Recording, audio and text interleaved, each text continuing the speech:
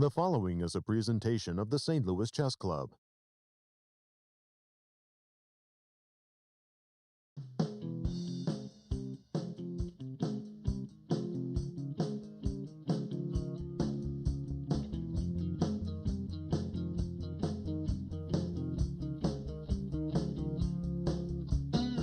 Hello and welcome to day 2 of the Summer Chess Classic.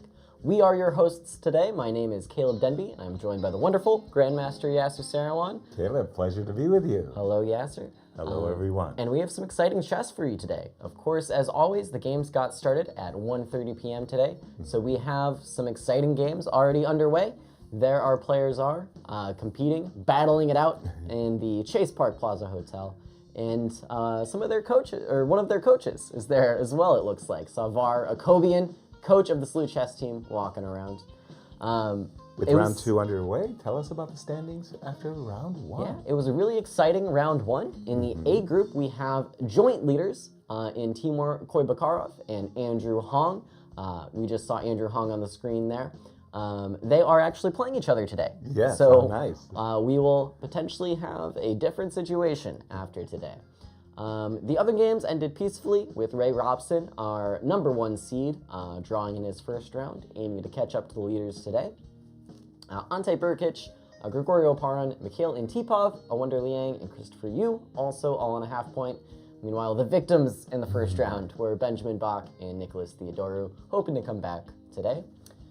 And checking out the B group, we have a single leader after one round. That is Grandmaster Steven Zierk heading the field, while every other game ended peacefully. Exactly. Irina Krush, Melik Khachiyan, Josiah Stearman, Roger Harshit, Akshat Chandra, Brewington Hardaway, Alice Lee, and Andy Woodward all on a half point.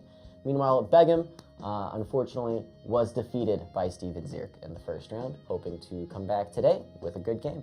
Exactly, and just looking at the game underway, Steven, as his king's getting attacked, but he's got lots of defenders, and we'll see if Andy can engineer some kind of a breakthrough. For the moment, I kind of like white. So Steven trying to run away with it. Exactly. But, let's take a look at the tournament format for a second. Of course, there are 2 10-player round robins. That is the A group and the B group we just spoke of. In both groups, they have 120 minutes for the entire game with a 30-second increment throughout. And there are no draw offers permitted. So every game will reach its natural conclusion in the end. Exactly. And tell us about the schedule. Of course. So every day, the players will start play at 1 p.m. in St. Louis. You can view the games live online starting at 1:30 p.m. And our show will go live at 4 o'clock every day, so you don't want to miss it. Exactly. And of course, round 9, the final day, everything will be 2 hours earlier. Just in case to accommodate a playoff and the closing ceremonies and all the good stuff. Got to wrap up the tournament before dinner. Right, and tell us about the pairing. Of course. For this round 2. Yeah, in the A group, that key matchup we talked about, Andrew Hong and Temur Kuybokarov, we'll be going to in just a moment. Right. The other pairings, also very important. Ray Robson is taking on Nikolas Theodorou, Mikhail Antipov up against Ante Brkic. Awonder Liang is playing Grigoriy Oparin, and Benjamin Bach plays Christopher Yu. But why don't we take a quick look at this game between Andrew Hong and Temur Kuybokarov. Exactly. This is from the Joko piano, and it was a very early h6, g5. And after the king side kind of got locked, then we saw a lot of maneuvering. And I must say, I'm not overly excited by white's play. We've gotten to this position here. This was the last move. Let me just refresh my board to be sure that's the case. Queen d7 is actually the last move. No, there was a trade on b5. Okay. A-B, and Queen d7. So, first of all, I kind of cringe when I see the move a6 takes b5. So just overview of the position. Everything's okay except 2 pieces are a problem piece. The knight on a5. Not so good. Not so good. The rook on a8. Not so good. Not much I can do about the knight on a5 for a moment. So for me, the most natural move in the position just to bring my rook into the center. Open file, menacing kind of bishop to d3. Makes a lot of sense.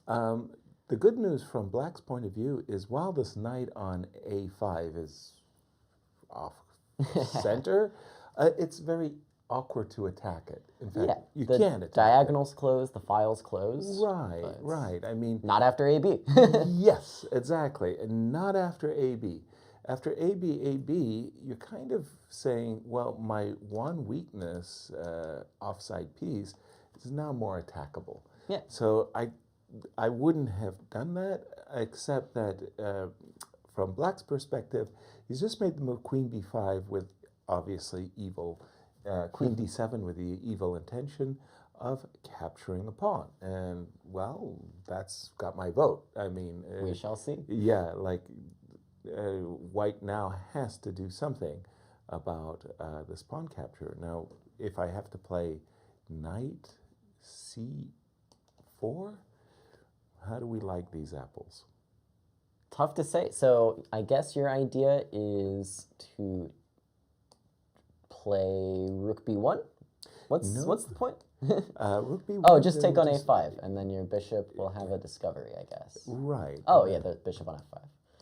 So, and then the idea was that if you move your queen, something like this, and at the end of the day, I'm not that pleased as Black that, I mean, I will play rook here. I'll claim some kind of compensation in these cases. That bishop looks a little awkward, but awkward. It is a pawn, and I think...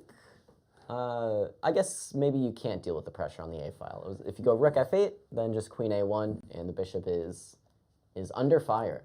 Sorry, so in which moment? So, yeah, you were saying rook a2, and I was thinking, can we get out with rook f to f8, but just queen a1, and the bishop remains pinned, and you're going to have to play something like queen b6, and this will be rough. Rook, b1 will happen, and you'll be in a pin that's long-lasting. Let's say I'm not going to say eternal, but definitely long-lasting. So something like this might see the play. Going back for a moment, in this position, again, for me, the most attractive moves are bishop to d3. I love pinning my opponent's pieces. I hate to be pinned. I love pinning my opponent's pieces. And this move, rook 2 on a8 to e8, it seems to me that Black is simply better. I don't know. That one has my vote. You know, bishop d3, you have to think about some stuff. But rook a to e8, you seem better. All your pieces are safe, and you're making threats. Exactly. H6, h5 one day. Again, this is a game between our two tournament leaders, and therefore a very crucial game in the tournament. You know, you always worry that somebody gets off to a very, very early start, right? Yep. And just kind of kickstarts and leaves the field behind. This is the current position. Let me refresh my board. Yeah, it looks like Andrew's taking some time sitting at the board there, thinking over how to deal with this, probably calculating those knight c4 lines. There are some other options, I guess. What comes to your mind most? Yeah, you could play queen a4. It feels wrong. I guess bishop d3 is going to be a pretty big issue then. Right. I think it must be this knight c4 as the idea. More or less, yeah. It's actually kind of a funny trap. I'm not 100% sure, but, you know, always those queens get caught on it. You know, you capture a pawn on b7, the poison pawn. Yeah. Capture a poison knight, you know. Bishop c5 is a nice one, though. Yeah, something can go wrong with the queen trap. Yeah, it looks like knight c4 here. Let's go to the other key matchup. Yeah, why don't we check out the pairings for Group B, and then we'll jump into that game with Steven Zierk. So, Josiah Stearman is playing Alice Lee. Akshat Chandra has Begum Tokirjanova, Brewington Hardaway up against Harshit Raja, and Irina Krush against Melik Khachiyan. And that, of course, leaves our tournament leader, Steven Zierk, playing with white against Andy Woodward. and you were talking about in the A group, hoping no one runs away with it. Right. Well, there is a little bit of danger of that in the B group because Steven looks to have a nice position, or at least a double-edged one. Both, yeah. Taking a look at the game here, Steven with white is facing some pressure from Andy Woodward, but if he holds on, then he's got some nice chances of his own. Well, let's jump to the position, and we just saw the last move, Rook C1, by Steven, and Andy said, well, I want to pursue my attack. I want to play the move H4 and follow it up with G3 and blast open the king side if I can. So let's ask the salient question. How serious is the attack? How long can we ignore Black's attack and just keep invading? Exactly. So it must be G3. Okay, this doesn't seem to, I more or less agree, there doesn't seem to be another real way of prepping it. King G7, I'm not sure the king belongs I'm not sure it helps. Yeah, Rook H7, no other real moves. Let's go with G3. Okay, G3, and I'll be, one of the things that I do in my games is I ask the most crudest question. You know, like, go ahead and kill me. I'll go FG. Yeah, now we have some things to think about, I guess. You go H, yeah, we can start with and HG. I'll go H3.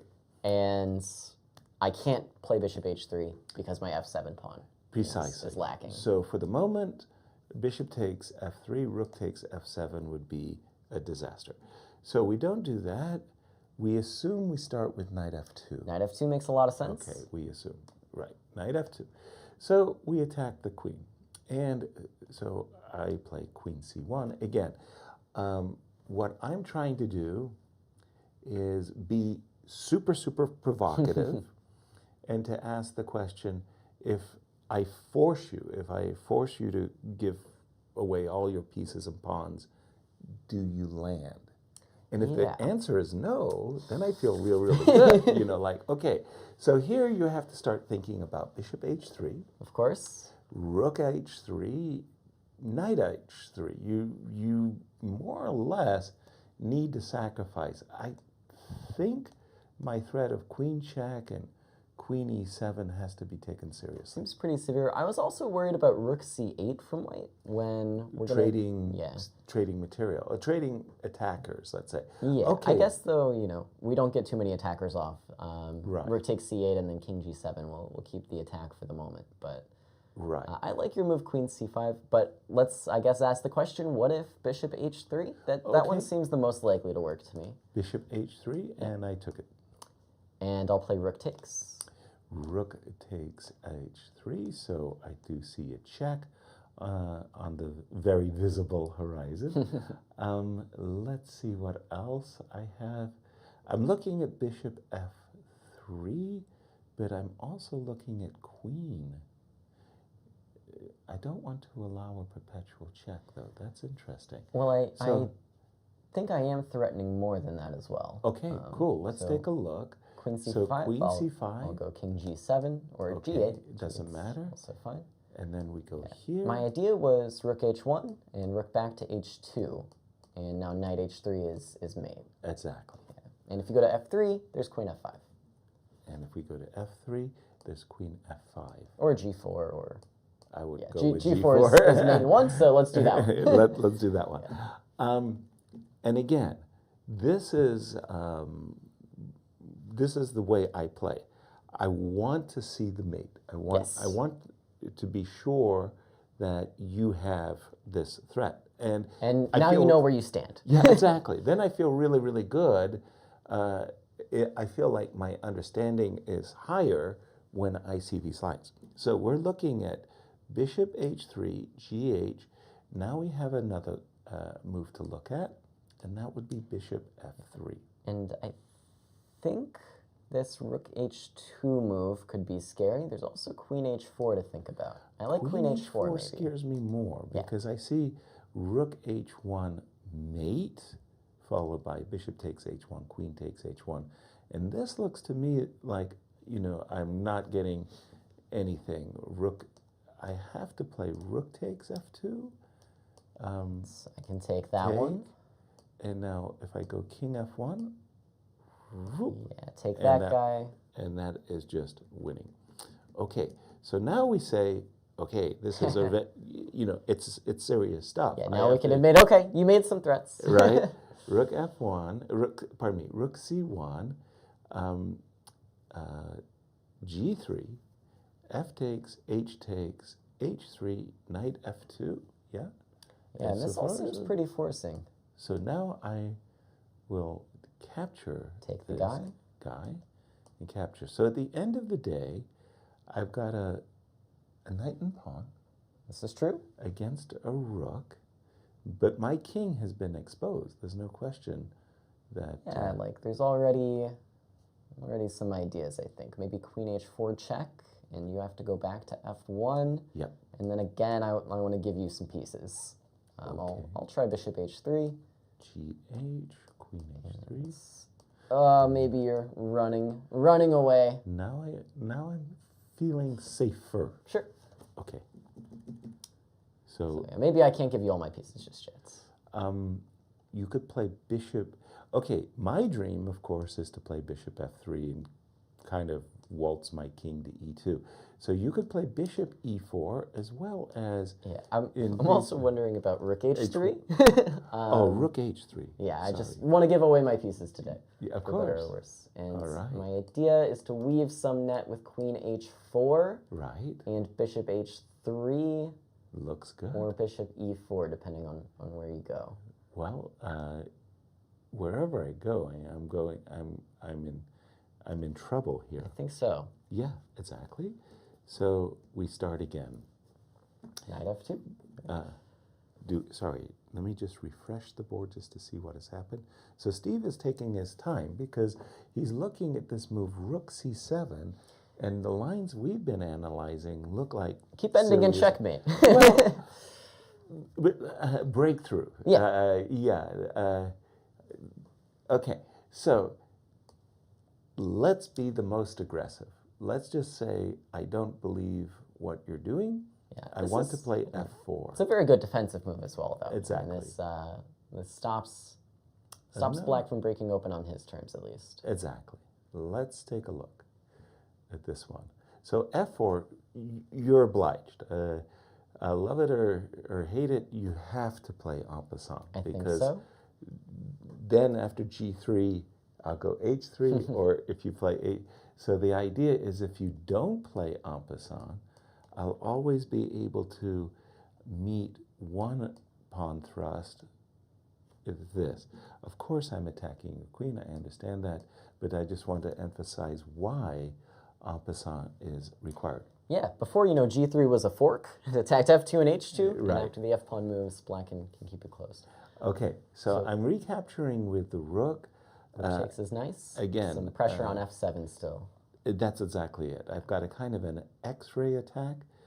Pressure on f7 is, so for example, in case of bishop g4, I would be very, very, very tempted to counterpunch. Yes. Here, the two bishops and the fact that seems my deadly. king is so safe suddenly really makes me doubt that you should be playing bishop to g4. Yeah, h3 seems like a good attempt still. Okay. If we go down this route. Absolutely. And yeah, again, if I go bishop g4, maybe you're planning to. I'll do the same. To hit me. Yeah, I'll do the same. Takes, check. I like including the check so that the rooks are not connected. Of course. Yeah, maybe e8. That's fine. e8 takes. Okay.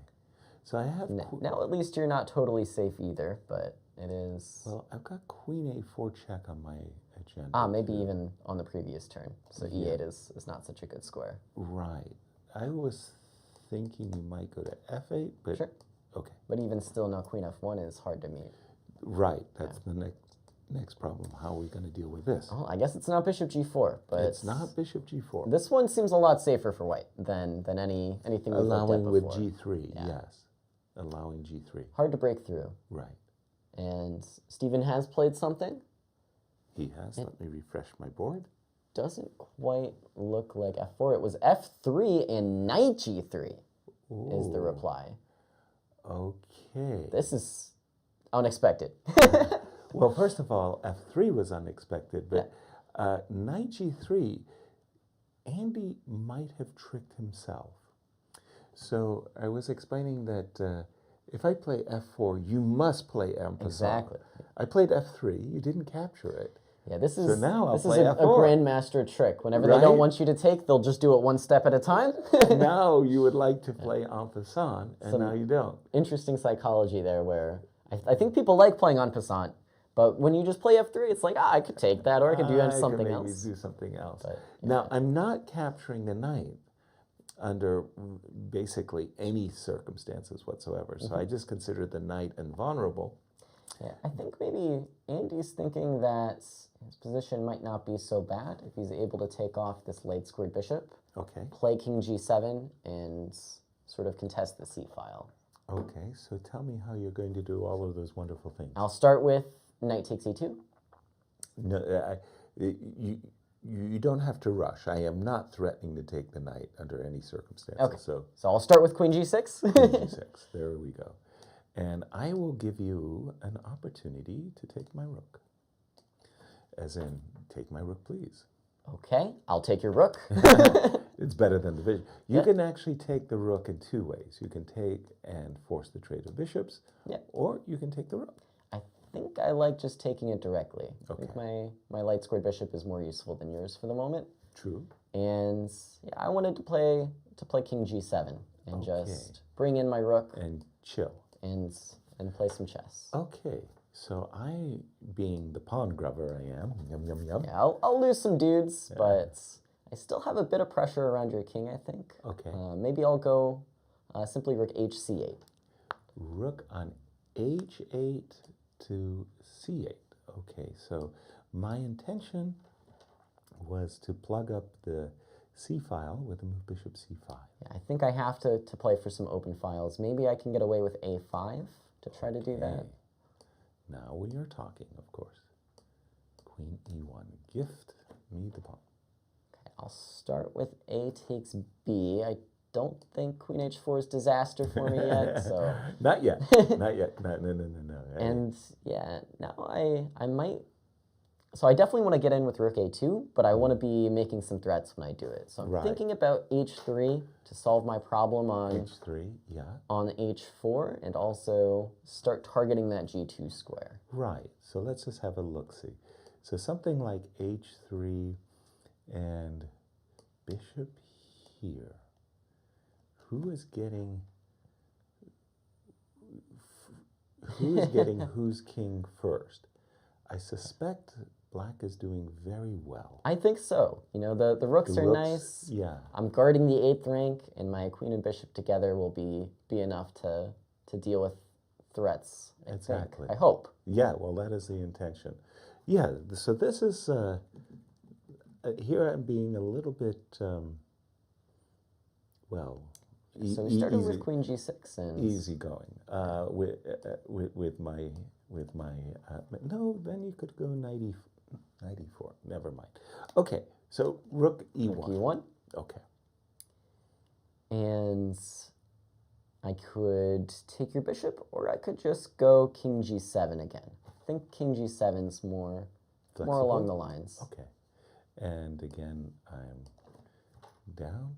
So in my mind's eye, my bishop on d4 may look pretty. It's actually not doing that much, but on f6, it could be a monster. Indeed. So what to do now? I would love to throw in the move b6 if I have time. It saves my pawn and stops bishop c5, but I think queen c1 might be what you had Queen c1. lined up. Why queen c1? Well, otherwise I was hoping to contest the c file and play rook hc8 again. Okay. So But now you have bishop a6 as well, I guess. Right. So the question for me you play b6, and b6 is a fine move. The question for me is if h3 is a threat or not. Because if you play h3, I can't keep the position closed. Yes. I would have to take the knight. You could take my pawn. Maybe you're getting my king, maybe not. So let's say I move my bishop with the intention, by the way, I am a greedy guy, of running. That's dangerous, though. Of running. Take a piece. And so if we... Daylight robbery. If we try the h3 line now, Right. where do we end up? Well, the thing is I've got really not a lot of pieces around my king. I definitely don't. I want to use the pawn as a kind of a protection. Yeah, I would love to play a lot of things. Like rook h2 is tempting, but I think against every move there's rook g1. Yeah, and that's hard to stop. Breakthrough. More or less. Yeah, we could desirable, give up the pawn, and then something bishop like e4. Bishop e4, but It I don't seems know. like you're getting to the queen side somehow. Yeah, I mean, I get on my running shoes, and even though you've temporarily got some nice activity, I do feel that it's a piece. It's a piece. It really is. Okay, so this is what the two players are certainly analyzing, these types of sacrifices. And by the way, F4 on the board. F4, that kind of two-step, that little... I'm showing my lack of desire for the attack. And every line, I just want to play king g7 and like move to the c file and just like, let's just consolidate. There's an open file over there. I got to deal with that, and then we'll just play a normal game. But I think maybe your ideas with a quick h3 could be more along the lines of where Andy's heading. Yeah. So again, I'm a little bit hesitant. You went queen g6. I'm not 100% sure whether queen h5, because here in this particular case, and now we've got some more threats. We're leading with the queen. That h3 with the queen, might be like this. Potentially is more dangerous. Maybe I'm wrong. I still have king e1 to d2. Yeah. It's tough to break in. Yeah, it is. It is. We'll keep an eye on this one. Maybe queen g6 was played. Queen g6, and we're looking at rook e1, and we've been looking at h3. We could also go for this something a little saner. Light squares versus dark squares kind of thing. You can put your bishop on c4.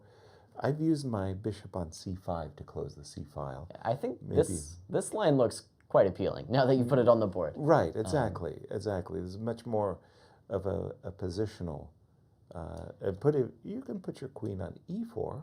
Yeah, this is something I was like trying to aim for, but couldn't quite figure out how to get there. But if we can block up the c file, give us some time to get our pieces organized, then I think black will be doing just fine. Okay, we'll keep an eye on this one as we'll go around the horn. A couple moves already, I think. We do? Okay, just rook e1. Queen g6 and rook e1 on the board. Yeah. And then no, Andy's done something. Has he? Okay, let me just refresh. Oh, 94. My goodness, he's gone back.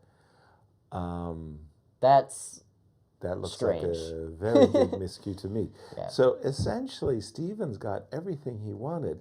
If we go back to this moment, this position for a moment, and I play the f4. pawn just teleported to f4, and white got the move. Queen to g6, and rook e1. And it's white's turn. And it's white's turn. So I get to play rook c7. So it seems to me that these last... Oops, excuse me, that was the wrong one. Let me just close that. I apologize. I hit Control Save as opposed to Control Refresh.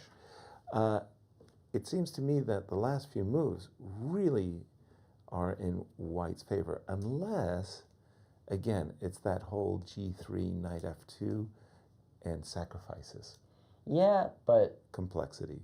Couldn't we do all that in the initial position? Yes, yes. It seems like Yes, we could. Seems like things have gone very, very well for Steven.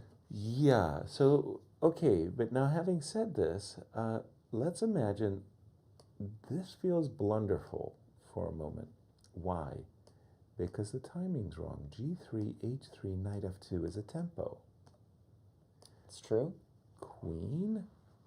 Maybe D2 is the safest option.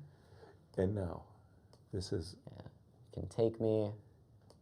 Takes and pause, but what is there to pause about? We just take.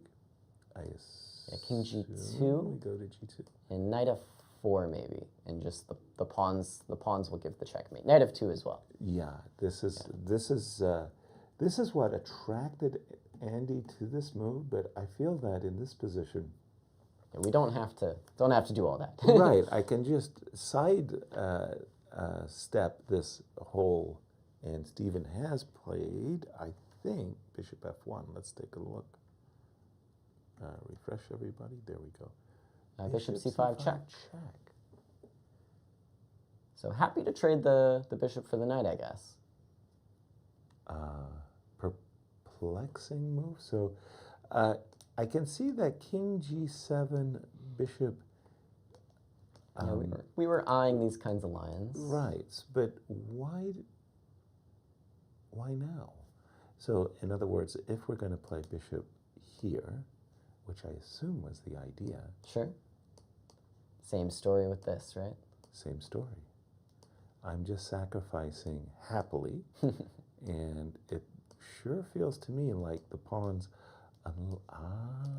Bishop G5. Not bishop F6, but bishop to G5. It seems hard to believe. We can still go H3, right? Your queen is on a bad square. Yes, I've walked into. Yeah, maybe you could choose a different square for the queen, but after knight F2, but not too many gorgeous squares to choose from. But D4 maybe. Okay, D4. That's a central square. But Again, same bishop story, H3. right? Takes. Bishop to G5. And biship G5. Wow, a long-winded variation. It's a strange way of playing defense, but maybe it's right. Maybe it's good enough. I'd be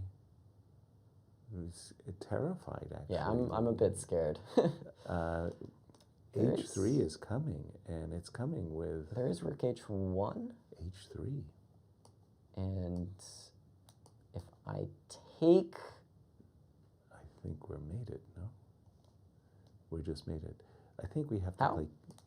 How? What? Mate is mate. Talk. Yeah, bishop H4. Bishop H4, did not see. Bishop guards from the front. All the files. Starts, yeah, I saw queen H2, of course. Yes. Bishop H4. Whoa. I'm up a piece. Yes, you are. King G7, rook H1. Yeah, the knight F2 check is there. Okay, well, rook 8, I mean, it's a long-winded variation, but rook H8 is...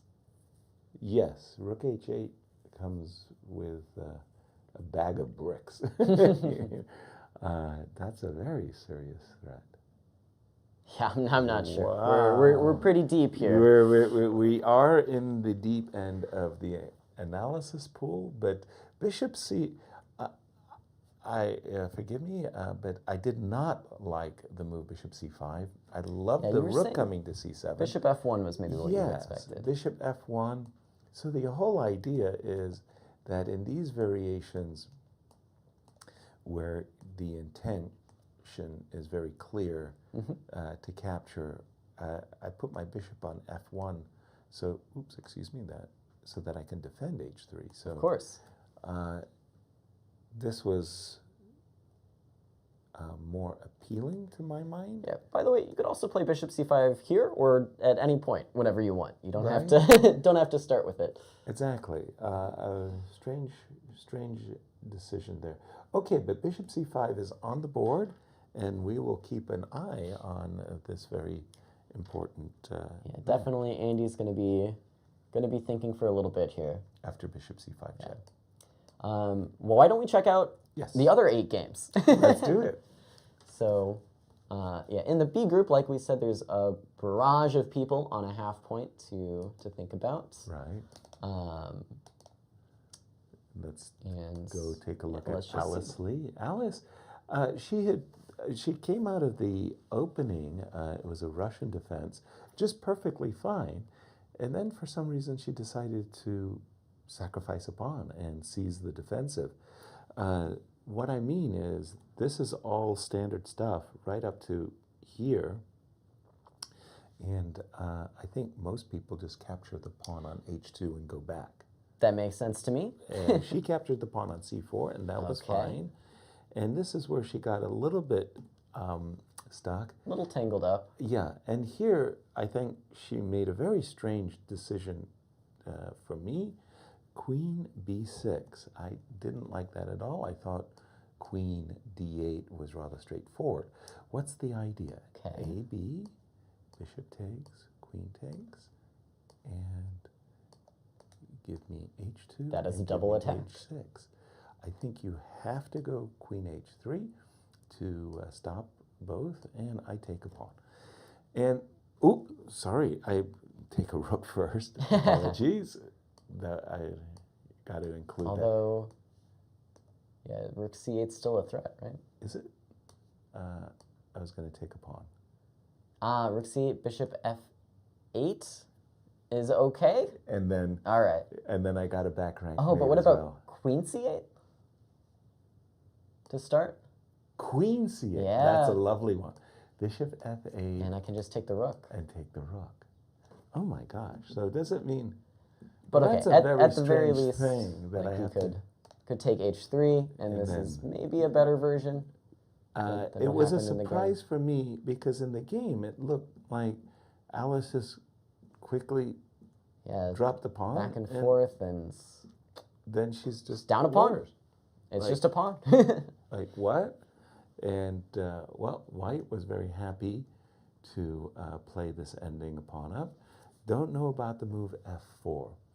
So in these positions, one of the only things that White has to worry about is if you get in some kind of a queen ending, you end up allowing perpetual checks. Yeah. So a move like f4 really...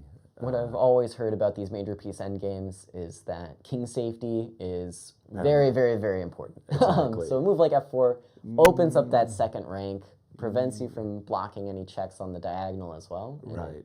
Makes it tough to make progress without leaving yourself open. I'm not a big fan of f4, but still, of course, White is all for choice. Let's continue. Akshat and Begum. This was an isolated queen pawn as we were coming on the broadcast. I mean, I always love playing against isolated queen pawns, especially when a lot of material is off the board, as is the case here. I think Black is a bit worse. Knight h5 is also...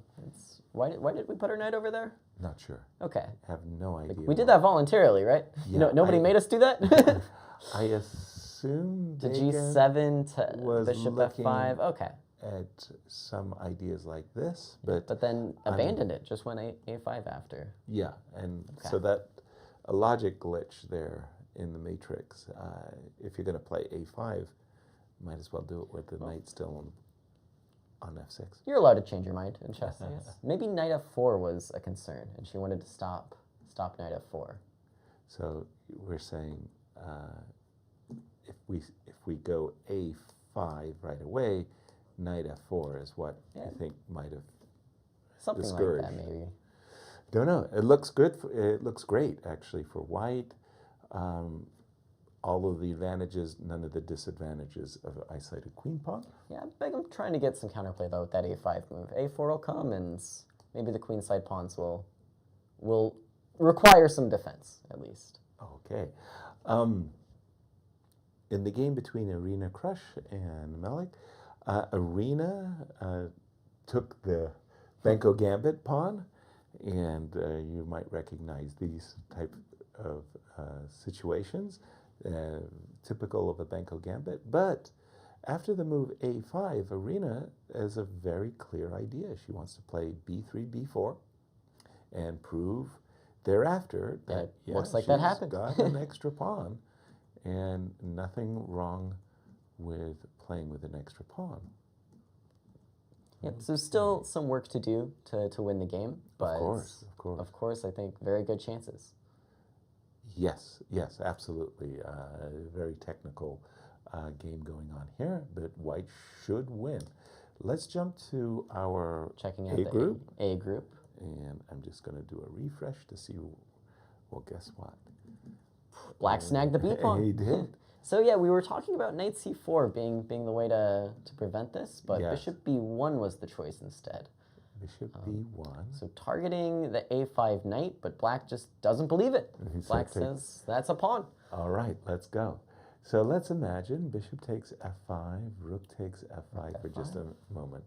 So, okay, there's some awkwardnesses going on the queen side, but bishop b6 will solve a lot of the problems. So white has to do something immediate. Yeah, white has issues as well. Like, I thought for a second maybe queen a4, and if we trade the queens or something, but the knight on e2 and the knight on d2, everything in white's position is very loose. Yeah, both of the knights are hanging, so that is ill-advised, right? Yes. So let's say after rook takes f5, I play a quiet move, rook e1. Yeah, you were suggesting a bishop b6, but I sort of want to step out of any a-file pins while I can. Okay. And so maybe I'll take this time to play rook af8. Rook a8 to f8. And then next turn, either bishop b6 or knight c4. c6. So, okay, so I guess a7 is hanging. Yeah, is b4 a square I can go to? e4, rook a4. Rook a4. I mean, that's a tempo at least. Yeah. Things are getting a little bit dicey. I'm not sure we're losing, but it's getting a little dicey. Well, if I have to go back anyways, maybe I should do it on the previous turn. Queen to b6, yeah. Oops, excuse me. Queen to b6. And now you've really kind of messed up. Yeah, that move doesn't... My pieces don't look good anymore.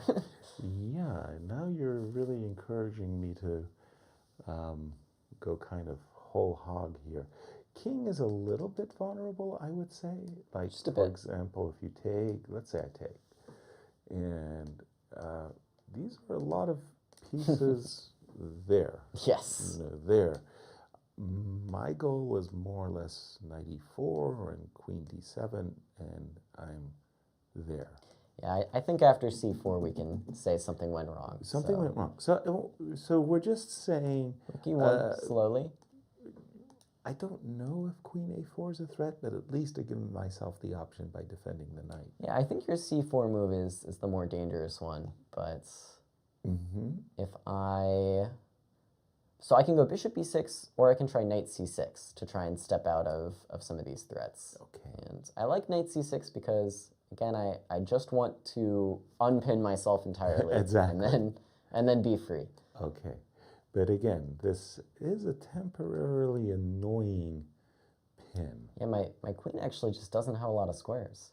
If I go to b6, am I safe for the moment?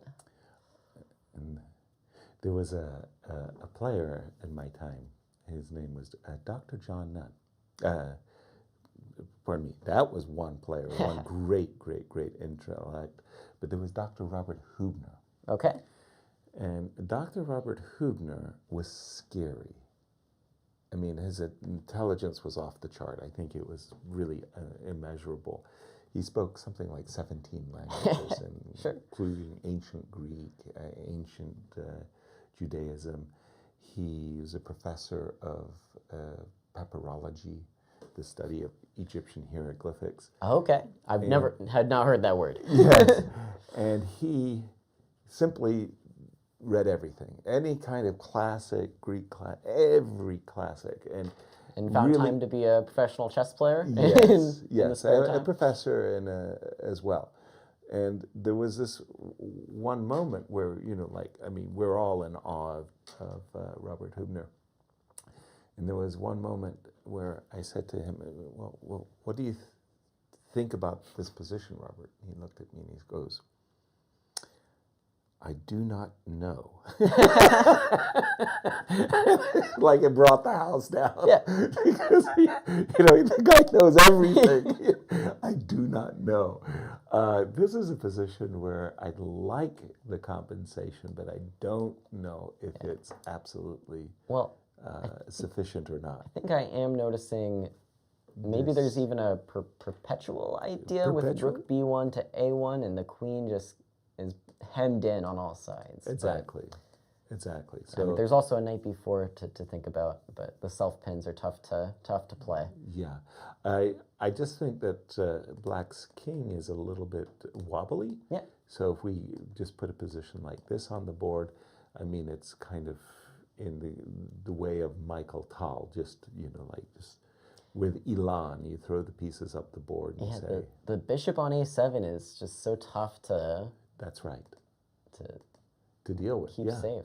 Yeah, and again, the rook kind of smartly, you know, it's ready to advance the pawn. Maybe on a good day, the knight can even swing into c3 and d5 square. Interesting position. Let me just take a quick gander at what was played. None of this was played. Just de5. de5. Yeah, that one I was. It was showing up a lot, but you were always doing this after c4, c5 when the diagonal was closed again. Yeah. Because, yeah, to my eyes, it seems tough for this to be correct with the bishop being open now. Yeah, definitely that. Well, okay, from White's perspective, by capturing on e5, if you take with a knight, sure, okay, then this comes with a tempo. Aha. A fork. I'm forking the queen and the bishop. I'm forcing you to give away your maybe bad bishop. Okay. But again, it's like I'm doing these moves. Everything with tempo. With a tempo, and forcing moves are the easiest to calculate, and they of course are checks and captures. What I like about this, though, is with my bishop on a7 gone, the move b6 is a lot easier to play. And true that. Yeah, okay, my knight's still bad, but at least I'm not going to lose it. Yeah, yeah. This one, I'm so not knight a back big to fan. g6, I thought, or even knight c4 as well. Yeah, I'm not a big fan. Not sure where the knight should go, but let's say I go knight to c4 just to test the waters. In this position, my bishop is not. The other good news is yes, I can always take back on f5 with my queen now, and then all of a sudden that queen, which was so offsides in every other line, is back in action. Exactly. Yeah, I wonder if we should play bishop takes f5 after knight e5, just to stop that idea. Like here at this moment. Yep. Takes makes more sense. We can have the same idea of knight d4. Yeah. But this time at least, you know, we're back position. to the pin on the A file, and we're back to Here, some awkwardness. I still would like the trade of knights. Don't ask me why, but I'm thinking that this this bishop. It's not a good bishop. is not great. No. Yeah. Maybe I can jump with knight e4. Okay. And now finally I can take a deep breath and bring my rook into play. Yay. I don't see an attack. I don't see much of anything, to be honest. No. Here it's I mean, it's time to just kind of put pieces on the king side and hope that you'll be able to make some kind of breakthroughs. But this doesn't feel the same kind of compensation as before. I'm not It's a lot scarier in the other lines. Yeah, I'm not a fan of e5, d4 takes e5, but let's just take again, hold on. It doesn't like to refresh. What can I do to refresh? You can click the button. On the left. This guy? That's the one. And we're back. Okay, so So black taking D4. some time. You could think about DE, but it's really not what you want. Right? Yeah. Okay, and let's continue our because Ray Robson was playing a very intriguing Yep. game. Let's see, where are you, Ray? Ray up against Nikolas Theodorou, who had that tough first round game. So both players, with good reason to play for a win. Right. This comes from a Petrov in a very strange decision by Nicholas H6. And I had been mentioning that knight f5 was played in the World Championship match between Kasparov and Karpov. And Karpov equalized very, very nicely with the move knight f5, Yeah, h6. Before the show, I think you were telling a story about commentating with Yeah. Roman Zinchiashvili on Exactly. that game. And, at the time, knight f5 was new. Yes. And he said, after this move... Black chose a very odd setup instead. Like knight f5 is very like Karpov, limit the development of your opponent, Right. get your pieces in. And instead of h6, g5, rook g8, that's more Nicholas Theodorou. Right. Now He likes these crazy positions where you can push and attack and things. Here, I was really stunned by Ray Robson's decision. Like, I really don't like what he did. And he took a long time to play what, for me, is a terrible move. So, for me, I look at this position, and every fiber of my being wants to play rook to d1. Yes. Because I will pin my opponent's queen. So I want to play rook to d1. Why didn't he play rook to d1? Well, I'm wondering about the tactic. If I take f2, Yes. you take me back, I take d1. Yes. But I have to be pretty bold to do this because of that move. I am attacking your queen. I have queen d7, Yes. and maybe you're going to be really mean. Rook to d1. Yeah. And queen. Queen c7. Yes. So for me, this Yeah. is Well, like... by the way, maybe there's also a rook takes g5 instead of queen c7. Or Queen. pawn takes g5 even. Okay. So it's going to be two pieces. Why did I say two pieces? Two rooks. Two rooks, but everything's shattered, right? I have to take with the bishop, and after queen b7, it's really tough to say. I think I would take white here with Right. the weak king is really important. Yes. So But I was queen thinking c7 Queen is to there. c7 I thought was required. So we get to this position with black's king, how do you say, stuck in the middle of the board. And I just thinking, oh boy, And what cost did we play? Just an exchange? Right. I think that's an acceptable cost. Exactly. Ray spent a lot of time, so doubtlessly he was calculating, but I don't like this move c3. I really don't. Because you're just driving the bishop back to a square that it's comfortable on. Safe and sound, back at home. By the way, with the bishop on c7, black has a threat. Just a small. Take it seriously, and we have to So trade queens queen. came off, and yeah, black seems to have solved the problems, right? The king was stuck in the middle, our pieces were awkward, and now the king is tucked away on c8. All our pieces are in the game. Our bishops aren't being harassed. So Exactly. Massive improvements for black. doesn't feel like white, punished the h6 g5 rook g8 nonsense in the opening. somehow. Exactly. It didn't go as planned. Surprise move, rook d8. Like for me, I'm sitting there going, the d file's closed. Yeah. So why wouldn't I, put my rooks on the open file? So something like f5 Gain some with space. the idea of rook e8 and then bringing this other rook, depending on where the bishop goes, to e6, double on the e file. Surprise move, he played rook d8. Now, here I'm doing something like h3, just making sure I don't get checkmated. Yeah. Rook a4, okay. Rook e8, okay. So f3. Slightly mysterious. Yeah, rook back. And now f5. Okay. Okay, So so we black, got there in the end. He did. We did get there Whoa, in the end. c5. Okay, the tactic. There was a check. C5 Cute. is it's Cute. consequential though, right? Now our pawn's on C5. I don't know if Well, the question is I think black is better.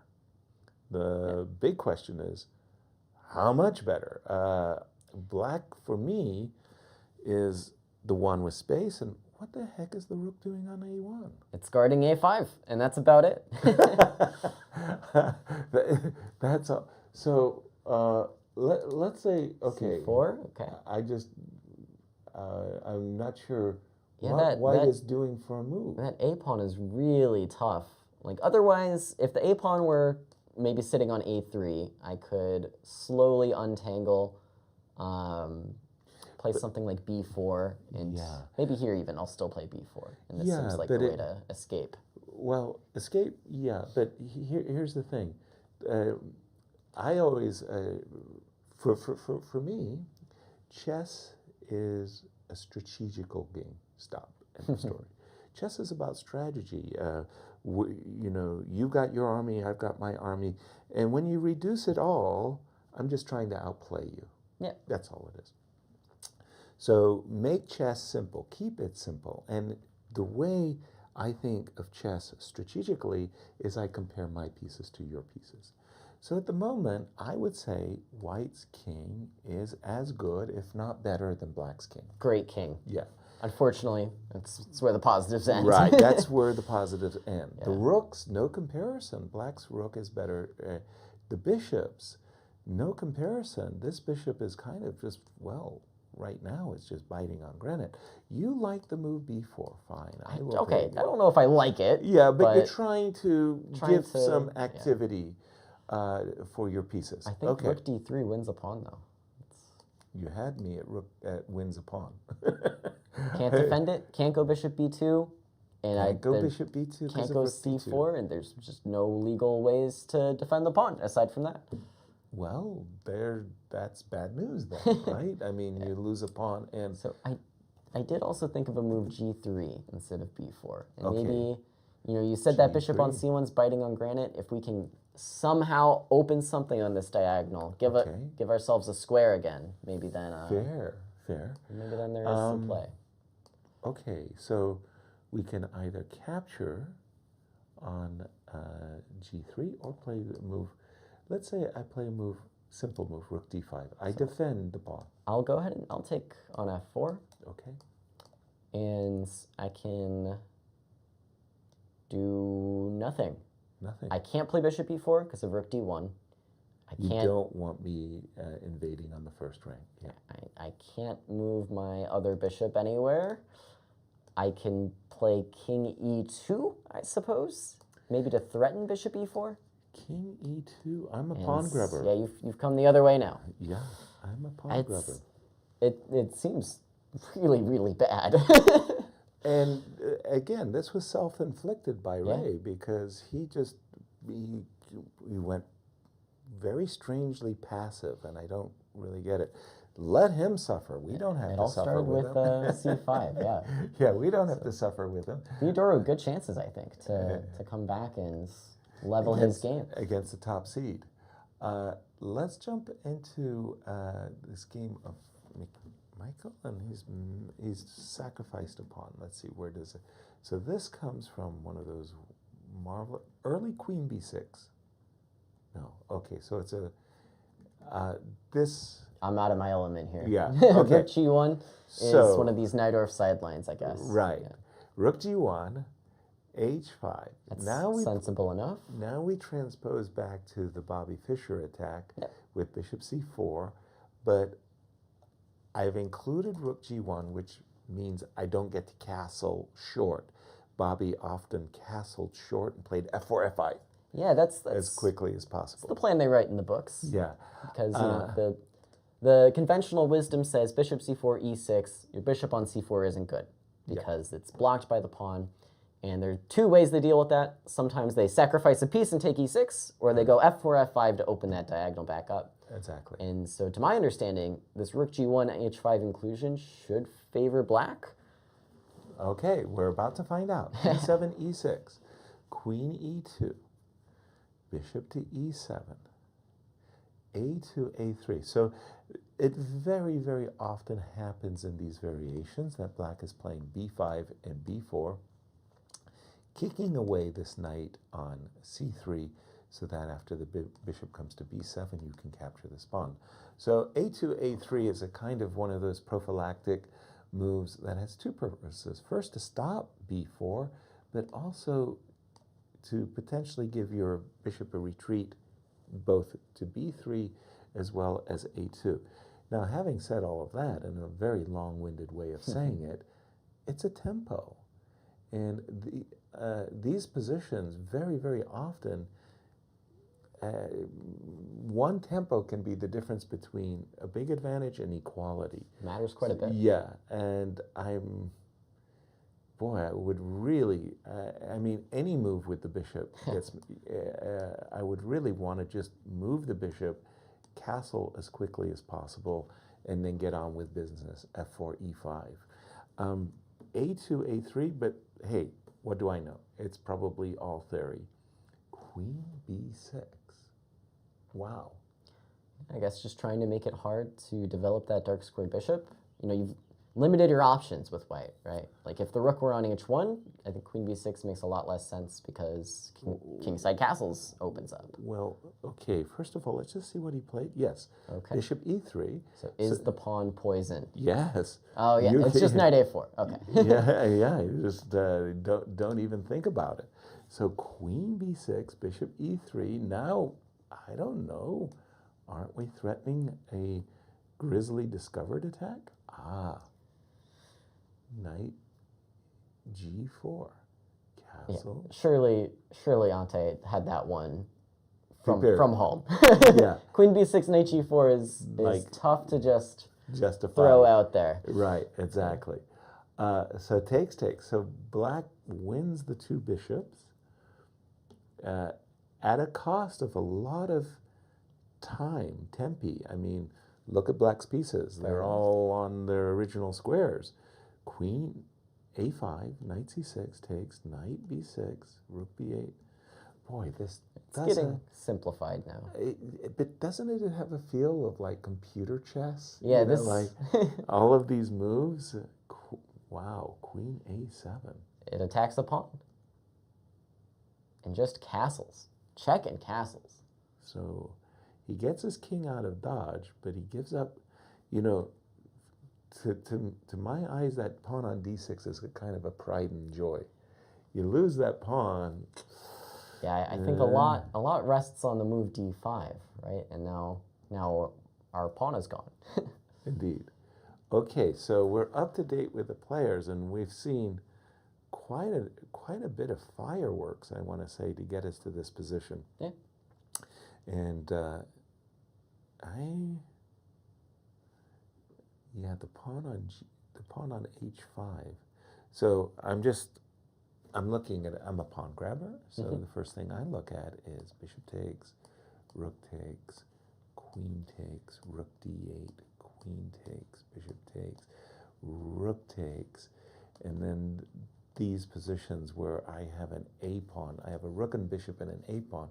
But I think you're going to have... the h-pawn matters a lot as well. Yeah, I think I'll end up having to play bishop to d3, and I'm not a happy camper. So that means in this position, I probably end up having to move my queen. Yeah, queen b6 or queen a7, I think both make a lot of sense. Queen b6. Comes with a threat. Well, that was supposed to be it comes with that threat, and that threat. Absolutely. Yeah. Okay. So what's up? Well, let's take some pawns. You take, I take, and I'll take, and now your bishop still is hits. So I have a dream, and I don't like that dream. that's a good dream. The fantasy. So what if I try and nip some things in the bud and go queen c7? My idea is your queen's very active, and it's very close to gobbling all my stuff. and therefore let me gobble. And I wanted to take f7 was my idea. So sacrificing a rook, if you will. But the queen comes back to g6, I guess. Queen comes back to g6, yeah, and there's still an h-pawn on the board. Yeah, unbelievably. it's gonna matter.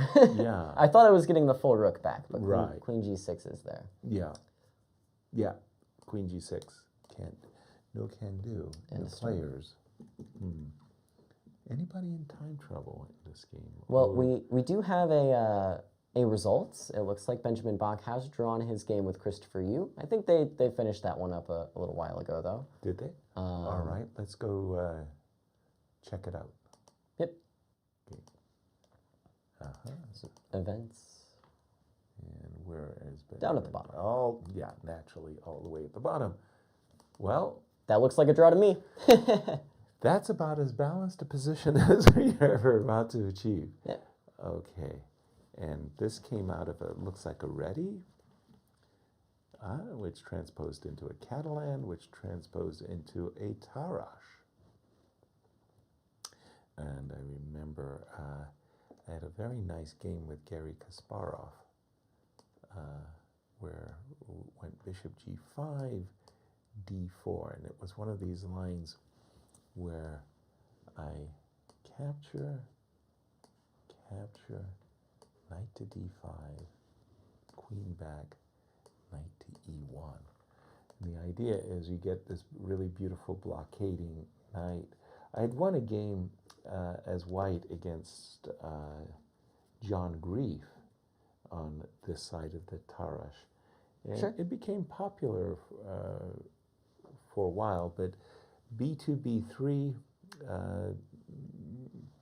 kind of overtook it. Yeah, it's a very direct way of playing. You just Exactly. target the d4 pawn. Wow, this looks like some really wonderful Yeah, computer. some vacuuming happens. Yes, exactly. Look at this. And all the pawns will die. And all the pawns died. And a draw. Well, not much happened in that game. Seems like some good opening prepped by Black, just solving all the problems. And a lot of Tarrasch games end like that, when Black really knows what they're doing. It's just at the first opportunity you see, you can just suddenly, you lost your d4 pawn, but you got enough compensation, and then all the pawns die, all the pieces die, and the game's over. And the game is drawn. Speaking of which, it looks like Awonder, Liang, and Grigoriy are also heading towards a rook-ending draw. Takes. I would invite a king-pawn endgame, but I don't think Black should accept.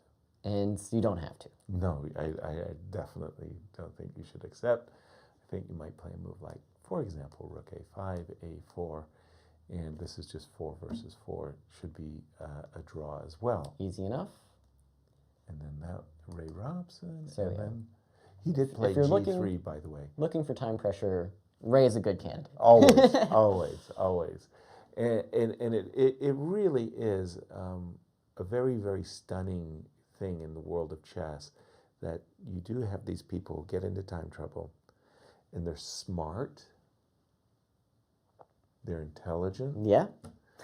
and they always get into time trouble. It's like They an can't addiction. help themselves. They can't help themselves, and it's really, really, really is shocking. Victor Korchnoi, wonderfully intelligent man, well-read, well-versed, great chess player, habitual time trouble, and there was no cure. There's no disputing it. Without a doubt, when you get low on time, your quality of play decreases. End of However, story.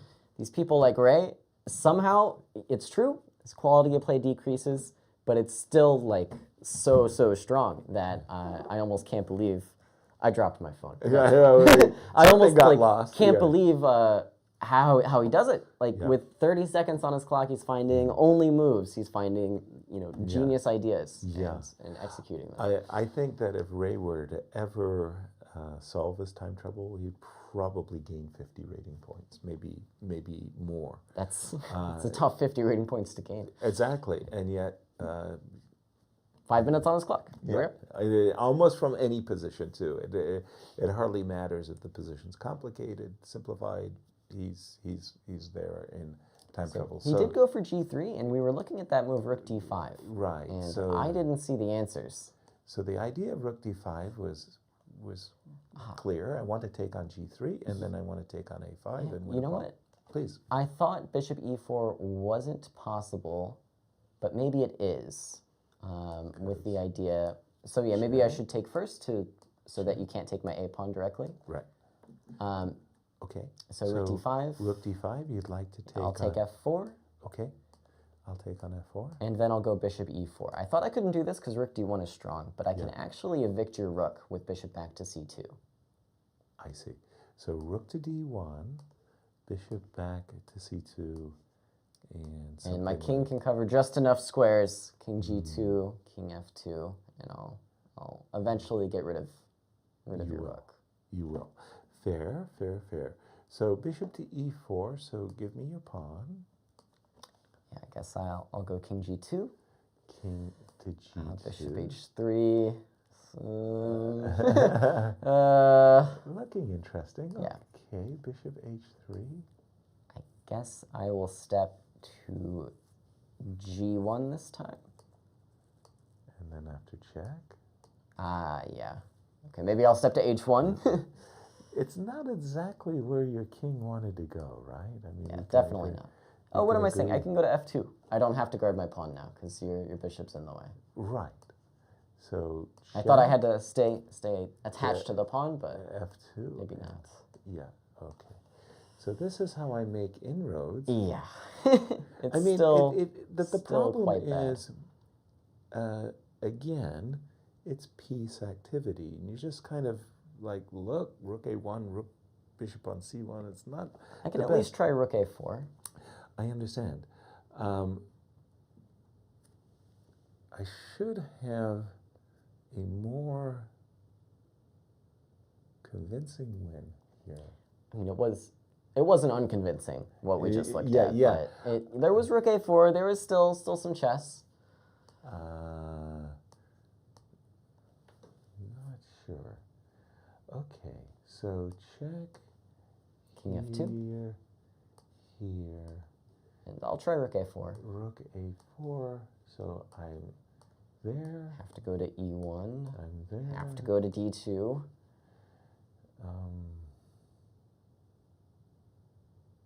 So it's either bishop f1 or bishop e6. So let's say I play bishop e6.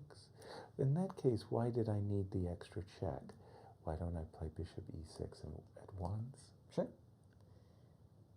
So it's a good question. If nothing else, I just want to take. Oh well, here you have rook b2, rook b4. Yeah, I think this is the point. It's not that I'm just winning cleanly. Yeah, everything is by a thread, but okay, maybe it's holding. I have doubts. Rook a4, so I can improve my pieces somewhat. Yeah, the issue is, so for black to get in, we've always been playing this bishop h3, but that's what opens up the a4 square. So if you can find a way to... So I can't give you checkmate, right? I hope not. So the checkmate that I'm dreaming is check, yes. King f2, b5. So here's my checkmate Sure, dreams. I take. Check. Oops. Yeah, so your rook's going to get in. I can go king e2. King e2. The rook is getting in, as you said. I think d1 is my best bet. Check. I'll step to c2. And bishop f4. Bishop to e3. Yeah. And I'm wondering if there's some chance to bail out and be an exchange down and maybe not lose, but... Yeah, no, that's a good idea. Seriously, it's a very good idea to just kind of make your best escape because you're just kind of stuck. A point we didn't make, though, in the game, Black could play f takes g3 before any of this. And it makes the pawn structure a little bit more fluid, but perhaps it stops some of this counterplay. Let's see. No, he just goes rook d5, and bishop b4 is the choice. Yeah. So not including gf. Right. So yeah, I was worried about this f takes g3 idea, but I guess white does have some ideas there as well with going f4 to try to get out. Well, it's tough. You're just a pawn down. You are a pawn down, but there is no but. You're just a pawn down. Right. Yeah, no way to get it back. Yeah, and just say, okay, suffer. You're a pawn down. What can you do?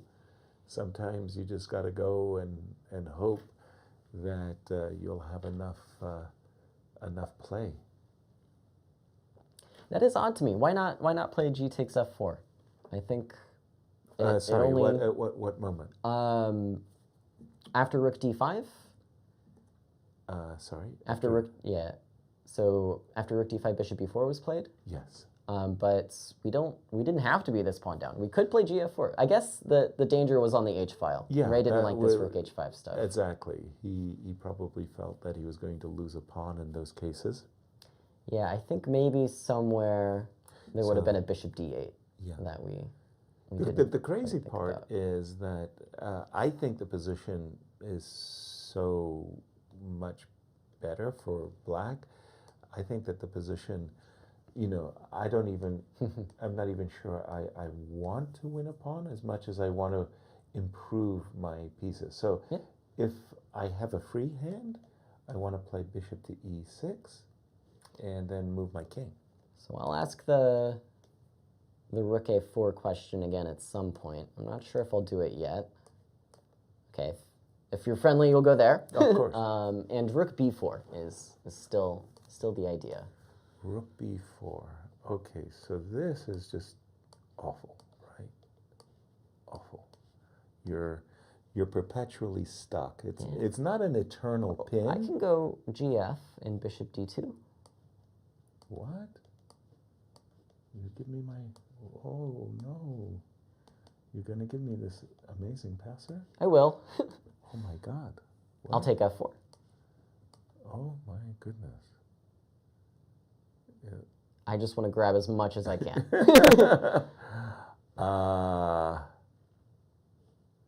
Wow. So yeah, if I can play the move bishop c2, it's not going to be so easy to push your thing forward, and I can slowly but surely move my f pawn as well. Sorry, I thought that that I just had this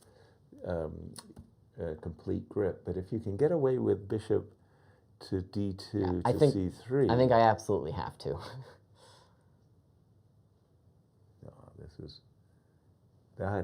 That's remarkable. That is a very, very, very, very peculiar thing. I thought I was just having the time of my life here, and it was all on one go. Huh? How remarkable is that? Wow. Wow. It is kind of crazy. In all these lines, Ray seems to have only, like, you can't suggest any other idea for white besides rook a4 and rook b4, because what else do? You just lose all your things. You have to defend passively. This is strange. We did sort of skim over, though. When I played rook a4, you do have rook b2 check if you wanted. Sorry? So g3, rook d5, bishop e4. Bishop e4, yes. That's played in the game. So we were saying rook b5. Rook b5. That was your idea. Yes. And I was playing rook a4 there, and you were being nice to me and playing bishop e6, but maybe rook takes b2 is... Bishop is defending b2? Your rook is attacked on a4. This line. Sorry. And I wasn't sure what the story was here either. Well, I think the story is we're losing a second pawn. Yeah. Well, first of all, we're getting all of these positions where white is suffering. Yeah. Just a pawn down. Of course. And that's not a lot of fun. at all. Rook. Sorry, I wasn't going to refresh. Rook And b5 he is did played. play rook b5. He didn't. I think it was I think it's a telling decision by Nikolas that he didn't want to give even a smidgen. I don't know if it's counterplay or not, but he didn't even want to give this possibility. Yeah, I don't know if it's counterplay, but at least it's legal moves, right? We're just looking for legal moves for white sometimes. Yeah. Well, in this case, again, It is a free pawn, but the a pawn's not really. It's not going to win the game soon. Maybe it'll win the game later, but. Right. So it's telling that he didn't bail out and say, "I'll just take a clean extra pawn." He played rook to b5, and Ray has 4 minutes to figure something out. It's not rook a4. I think rook b2 is good enough there. yeah, this is the fear that if black just plays, I don't know, moves like bishop e6 and king d7, he'll gradually improve his position, and black will one day play rook takes a5. Yeah, maybe bishop back to c2, but it doesn't feel good. No, it really doesn't. I still just want to play rook a4. That's my reason behind playing the move, but Okay, I think you're so making progress. Yeah, I'll go rook a4 if you rook go bishop c6. a4, I was more worried about bishop e6 again. and I just find it so strange that you can just let me waltz into your camp. So I go takes, and I'm in, but it's not decisive. Bishop d2, I guess. This is amazing to me that it's not decisive. Well, it might be. Bishop b5 looks pretty good. And rook to f1, yeah? Yeah. Yeah. I guess I have to go to the e4 square if you play bishop b5. I wanted to go bishop to b6 check. Remember, there was that time I was trying to checkmate you a while ago. Oh, bishop to b6 check. I think it does work here, right? I'll get caught on h3 and have to play the move g4, I guess. So like bishop b6, if I go to king g2. So do I start with bishop b5, or what do I start with? I don't think you need to start with bishop b5. I can just go Yeah, check. check. I have to go to g2. And rook g1 is there. And rook g1 is there. And king h... Okay, there's bishop f3. That's... Except it's illegal. It is illegal. I agree. So maybe that's why you wanted to start with bishop f3. Right. But in any case, I'm amazed that It's so hard. that it's I would have thought that it once I get my rook to a1 or something like that, it should be home. It should be a home run. Ray's under 2 minutes now. I think we'll see a pretty critical choice here, and then I'm sure Theodorou will spend some time to find the refutation. He's looking quite nervously at his position because, frankly, it's a passive position with, it's one thing, I noticed that Walter Brown, six-time champion Walter Brown, often got into time trouble. But what made him unique is that his time trouble, he was the one often with the initiative. So it was like, it was like he's twisting and turning and twisting and turning as he's trying to find the optimal attacking move. Sure. It's much easier to play in time trouble when you're attacking I and would defending. agree. Ray, after a long think, he used half of his time, has played the move rook a2, and basically saying, I'm seizing the defensive here. What am I supposed to do? And rook a2 on the board. Rook a2 isn't an improvement. It's just No, it's not. It's not the type of move that inspires. Again, I talk about how I understand chess, and chess is a game of strategy. So I look always at improving. improving my pieces, improving my pawns, improving my king.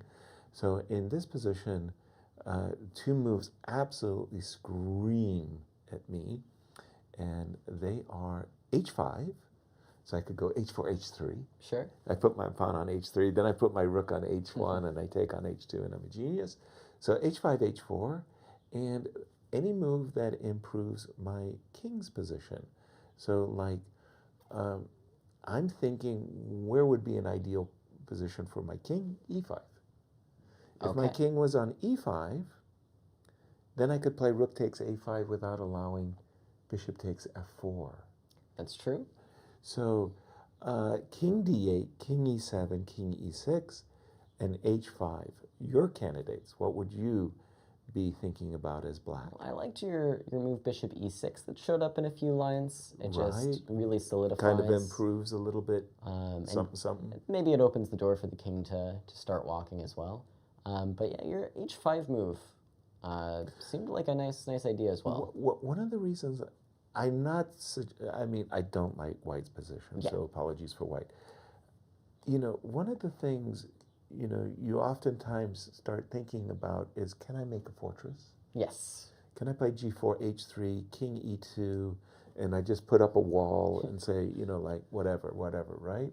So one of the reasons I find myself attracted to move h5 is it just, you know, like whatever fortresses you were thinking about, stop it. Fair enough. You don't have them anymore. h4, h5. One downside might be this could encourage white to play g takes f4, because I think the big problem with this move was rook h5. Agreed. And if you don't have rook h5, maybe I'll be really bold and put my pawn on h4. And I understand this is a pretty big weakness, but I'm hoping you can't play something like bishop d8 ever, because I will be able to take that f4 pawn. Bishop to d8 and take the pawn on. So we're looking at takes, h4. Takes, h4. I agree, it would be pretty rough if I allowed h4, h3, because then then I go rook to g5, and that's curtain. Yeah. Okay, h4, but okay. I mean, my a-pawn is just always going to hang. It's just going to hang for the rest of the game. Truly. I've given up on that guy. Okay. Let's bring our king into play. I would love to do the same. I would love to bring any of my pieces into play, but it's hard to find a way. Maybe I will pass. I will go king e2. King e2, king e7. And I will play king f2. Deep thoughts. Yes. Waiting for the execution. King back to e2. Okay. So finally, it's taken me, you know, like a very, very long time, but I am threatening to finally capture on a5. Are you? I don't know. There's b7 as well. Okay. To worry about. But I'm threatening to threaten. Okay, so maybe I can start to bring in my dark squared bishop, and this is a big plus to rook a2. It's bishop d2 becomes legal. Bishop to d2, so I'll go back. And I'll play bishop e1. Okay, so you kind of, we mutually met, but now, munch. And if I throw in bishop takes b7 here? And then, unfortunately for me,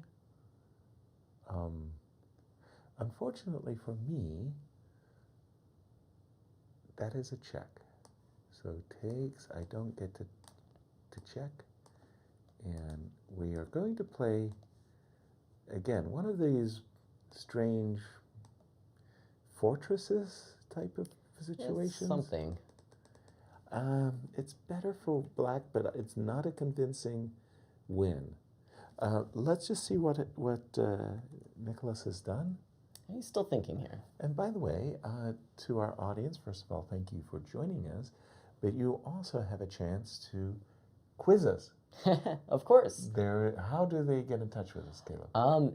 Any way you please, really. So you can go to YouTube or Twitch to follow along with the stream.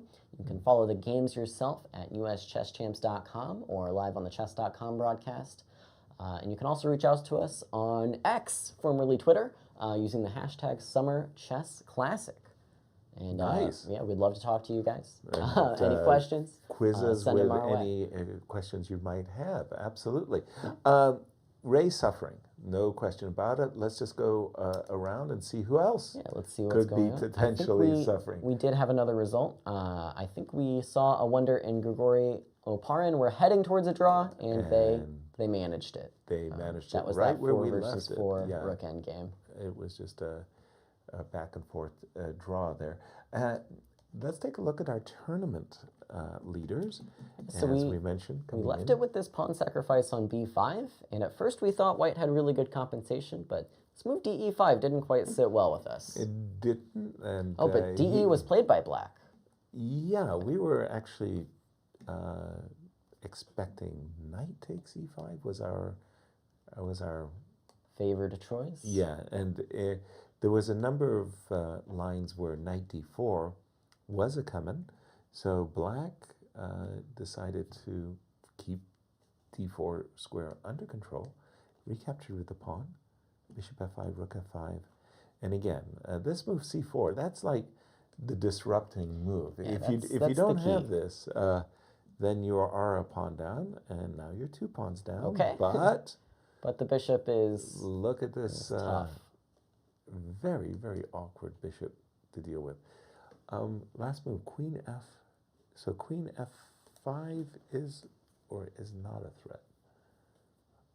What can I do about this? I think we have to move our rook.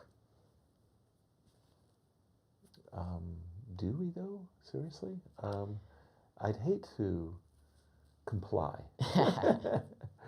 I'd hate to comply. Well, I'm not exactly sure what our plan is to fix this bishop on a7. It's Right. tough to do. Okay. So, okay. Sorry, I'm just having a brain infarction here. Queen takes c7 check is an issue, of course. Yeah. Looking at the cameras, I think Andrew's happy with his position. He looks pretty confident there. Yeah. Kind of asking his opponent what the story is, because I don't see, like, okay, let's say c7 isn't hanging. Let's say your rook is fine, and you just have a free move. Yeah. How do you? Well, that's easy. Rook f6 to a6 is the plan. That's easy. Using the 6th rank. But yeah, unfortunately, c7 is hanging with That's check. the problem. That's the problem I'm having, that I want to have my cake and eat it too type of thing. So let's have a look. I want to play queen b6. So obviously if it's, no, what am I saying? My rook is hanging. I have to keep an eye on this rook. So how do I coordinate my pieces? It's not easy. Okay. What if This you is do? gross. What if you do blunder your c7 pawn, and you do just play rook f6? And then you Because take the pawn, and then you take the pawn. I'll go king maybe to h8, and now your rook is still hanging, and I'm intending rook a6 next. sorry. So here you're suggesting rook f6, queen takes, king. Where did you like to go? Maybe g8. Okay. I had said h8, but I was worried about this a2 g8 diagonal, but I think Right. g8's safe enough. Okay. So I'm guessing my rook is hanging out. Bring it home. Yeah, because the knight also was attacked, You're right. and now rook a6 was your plan, and now Okay, my plan. Now the plan is unfolded. So rook a6. Yeah, that is interesting. Here, and the difference is after queen c2, I can play for rook b1. Yeah, I think I'll still go for rook a6 if it doesn't blunder anything. Sadly, it might. Yeah, the knight on g6 is loose, but Right? Sadly, it might. it might not. For the moment, it's okay. I'm very weary. It feels like, with with great trepidation. I feel like I'm kind of hanging on, but you know. Can I go bishop d4 and just say, I made it, I'm out, unpins, rooks are connected. Yay! At long last, right? Yeah. I just felt that Black's king was loose, and I was going to get in some nasty ideas. All of those things are true, but at least I unpinned my bishop. And maybe knight f4 is actually a pretty dangerous move here. Knight f4? Your rook on f1 is hanging. I can take with the e-pawn, I hoped. True that. And my queen's really holding it all together here, but maybe it's enough. It's weird. The king is so exposed, but no, I don't see the immediate win. There should be a knockout, right? I mean, It feels like it. The rook on a6 is somehow playing some defense. Right. Now, this is what I think of when I think of computer chess.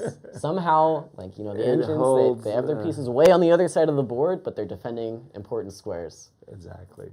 I think White's winning, but, well, we'll see if he can prove it. I didn't like that move. Let me try a different one. Rook f7. I just didn't see a reply to rook a1. Rook a1, queen to b6. So Queen a2. Queen to a2, and then I was dreaming, how crazy bad is this? I don't think I see it. I'll take. And I'll take a7 as well. Correct. Knight h4. I have mate. You do have mate. Rook g1, I have rook a7, which is not what you wanted. Maybe knight f4 is good enough for me. Knight f4 is... Then I have an easy draw, right? You do?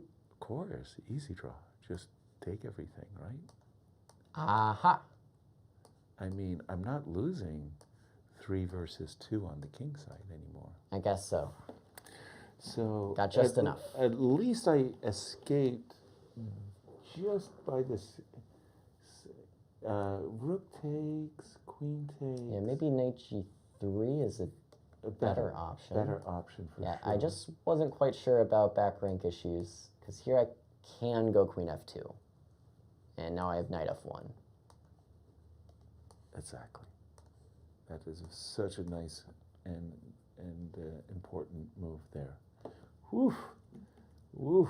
It was close, but it looks like rook takes is good enough.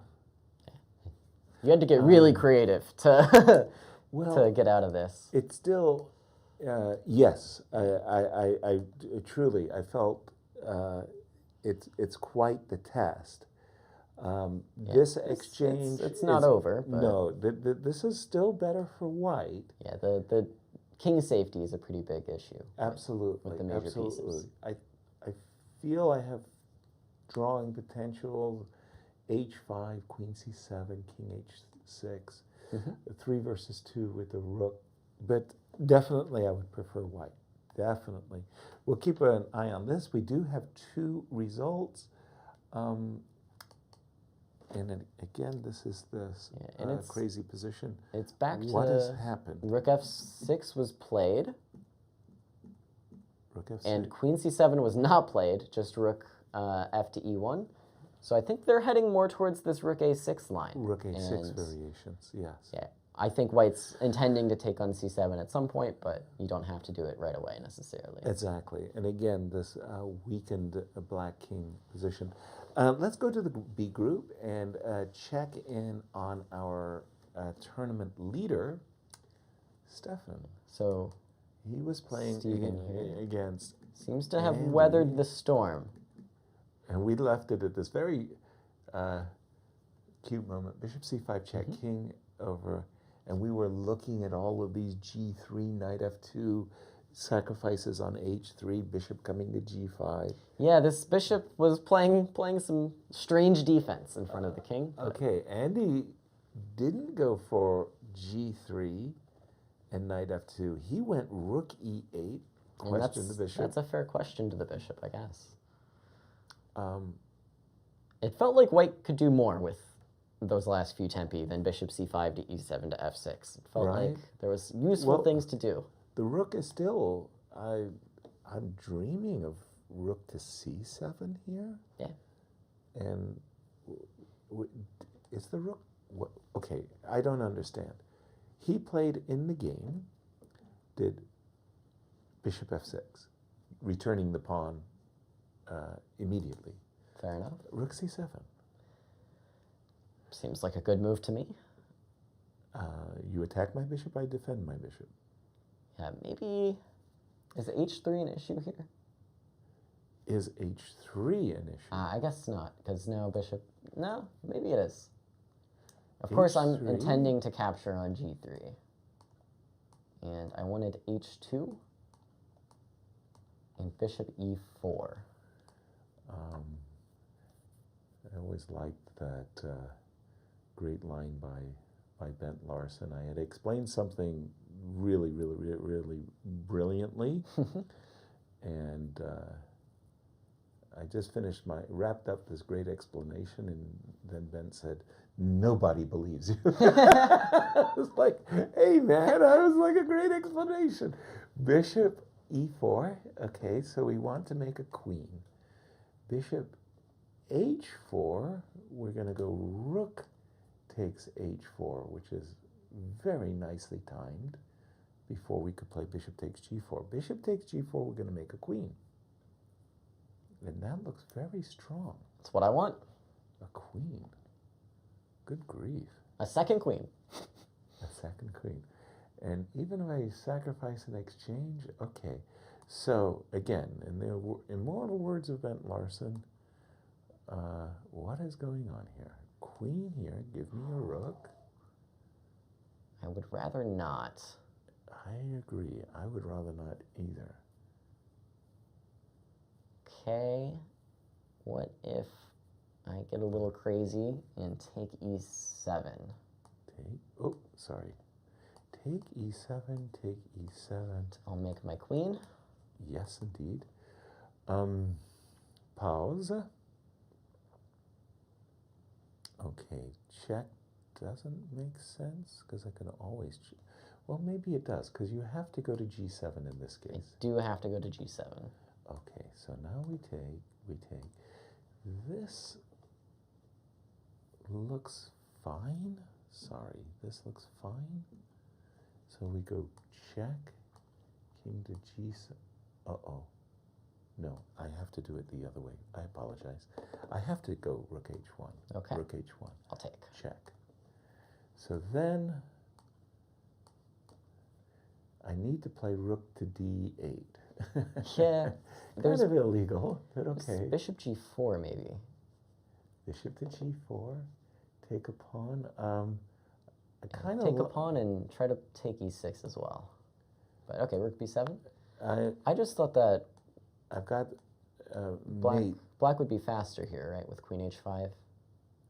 Queen h5. So still touching f7, but... Yes, keeping the eye on f7, very important. Oh boy, you're right, you're right. I can't take the pawn. So that was my other idea with bishop g4. So it stops that move. By the way, somebody's way down on time. I'm seeing a minute 50. Yeah, maybe let's check in on the live position. Absolutely. As fun as it is. We keep this game keeps taking us into the deep dives. Yeah. So bishop f6 was Steven's choice, giving the pawn right back, and that seems very good for Andy. Okay, but wait a minute. There's still f5 and queen g4 check, and queen takes h4 on white's agenda. Here it comes. f5 played. Check. Wow.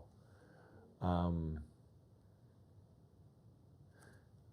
one hand, it feels like we're reaching a little bit with white, but on the other hand... this pawn on g3 feels like, it's right there. It's choking me. And so- I'm liking black. Because of that, rook takes f5 is not a threat, because we could take, just taking rook to d1 is going to win. Or get to a winning king and pawn endgame, at least. So I think the threat here is rook takes h4, trying, or maybe queen takes h4, just trying to dismantle that G3 H4 structure. Yeah, this feels like White's in serious trouble. In trouble, but okay, he's made a threat. We're obligated to reply to it. Are we obligated? Obligado. Queen. I've got these nasty ideas of Queen B6 check and Queen F2. Oh yeah. But don't see it quite yet.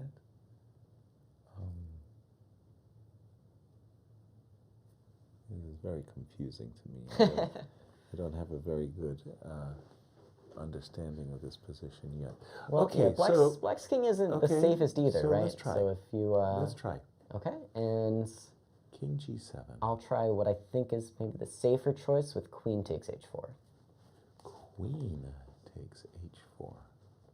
So Queen takes h4, Rook takes h4.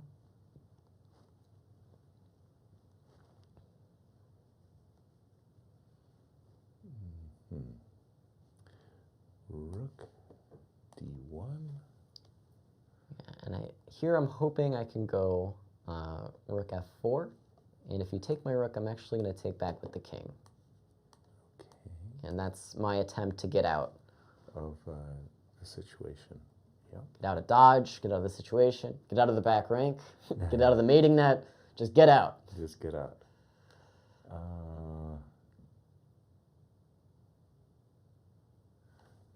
Something's wrong. I need my king on g5, but my g3 pawn is still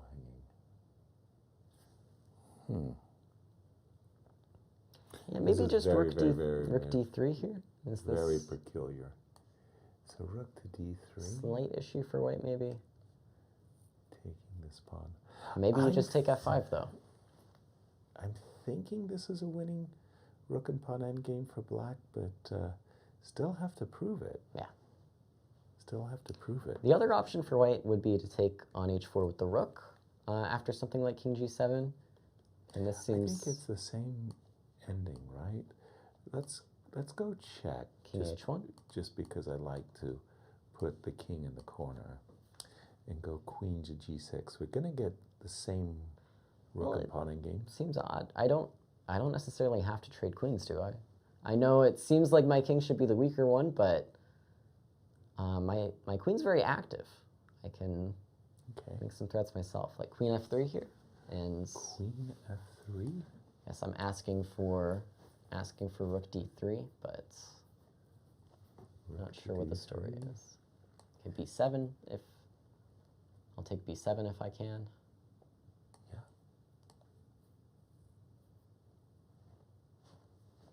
Strange position. I think black is winning. I'm just not feeling it. Yeah, so Andy's taking some time, and actually king g7 rook h4 is on the board. On the board. Yeah, your idea was to throw in this check and maybe go queen g6. It'd be great if we could just attack white, just go queen b6, queen f2, but white is also making some checkmating threats, which is why I thought maybe we should leave white's queen on the board. Gives us some counterplay. Wow. Yeah. Very strange. I don't know. I'm just brain's not functioning here. Wait, is there some f4 move here? It's like a puzzle rush tactic for me. It's like black to move and win. Yeah. I mean, it's that simple, but I'm not seeing it. Well, what about this f4 move? How ridiculous. Yeah, it could be the winner. I don't know. Here you're threatening this terrifying. Yeah, I guess queen g4, queen f4 is going to be okay. queen f4 is going to be okay. Right? That looks it.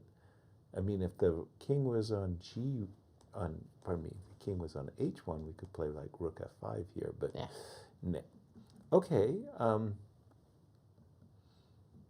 So, pardon me, this is the position on the board. And Rook takes h4 has been played. Was played. Yeah, and now it's like we need to find a crowning move here. Let's find a way. We've got to find a way. So we can't touch a rook on the 8th rank. We can't really leave the 6th rank with the queen. Is there something we can do with a rook on d5? Right, rook d2 or some. Rook d2 feels like a good start to me. So once again, I tried check. What did you do? I tried check. You So went king h1. here. I went over to g6. You went back to f3. That's what I tried.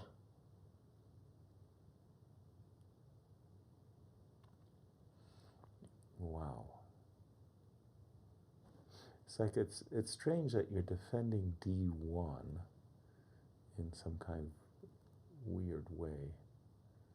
Like my rooks are not on the right square. So let's try something silly for a moment. Rook e5. Okay. I feel like my rook on h4 is in no man's land again. True So that. maybe I'll bring it back to f4. Okay, so at the moment, no great threats. Can I change my move? Sure.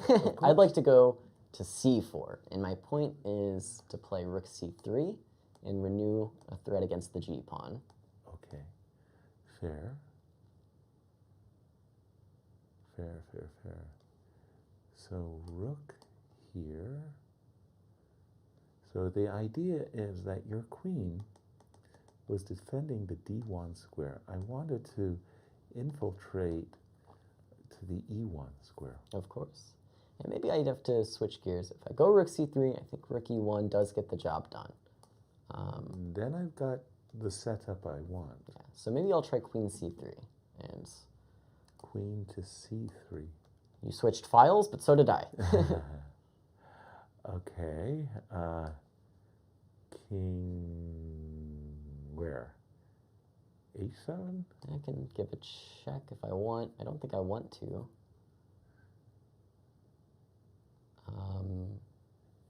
Your rook was just on h4, right? Yeah. And of course, if I check, you would go back to g8 instead of g7. Right. Again, It's a different story. I'm aspiring to try to get my rook to e1. Maybe rook back to f4 now. Rook back to cf4. f4. Okay, again, I'm trying to get my rook to this. Okay, that one does let rook h4 win. Rook h4 wins, yes, of course. Rook h4. So, So you, well, then in that case, I should go back, right? Okay. You can go rook c8 in this case. Yeah. And strange. I apologize. I think it's winning. I don't see it. it's I hard apologize. to prove. And I guess that's why Andy was taking some time here. Chose rook e5, so that's the move you said, yeah? Yeah. So, oh, well, no, we were going to go queen b6, queen g6 first, but just rook e5. And yeah, Steven in Time Pressure plays a quick rook h to f4. Right. But I did just hear some breaking news. I think Yes. we saw that game in the Benko Gambit between Irina, Krush, and Melik. Yes. And Irina, I think, has converted that game for Did she? a full point. Wonderful. So it's back over in the B group. Yep. Sorry. And let me just pull this up. Where is she? And Irina As one. getting it done. Yes.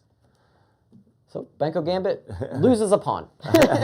It does. It does indeed. Yeah. We left it and we thought, I think Varusian actually, who was just doing some streaming, was in studio as we were doing our test run. And he said that, well, should be winning. Yeah, he was a little more decisive than I was. Yeah, should be winning. Should just be winning, I think is what he said. And f5 is nice. That's a clear road to the 8th rank. Ooh. I don't think King he E4 was resigned played. I think here? I don't think King E4 was played. So King F3, yeah. Bishop E3, F5 takes G6, takes on E4, and I think probably some other move was played, and then they put the king in the center.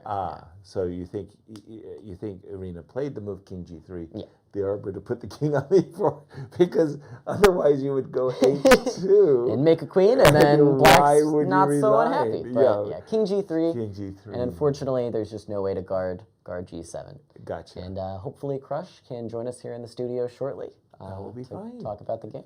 That would be great. While we're here, let's just check in on the game between Akshad and Begum. This was this isolated queen pawn position, and we thought that the position, I thought the position after knight h5 was simply bad for Begum. Yeah, we were a little critical of that knight h5 idea. Yeah, we didn't get it. Okay, and well, again, a kind of a dream position for Akshad. He's playing against the weak isolated queen pawn. One player who was absolutely superb against isolated queen pawn was one Anatoly Karpov. So he's won a pawn.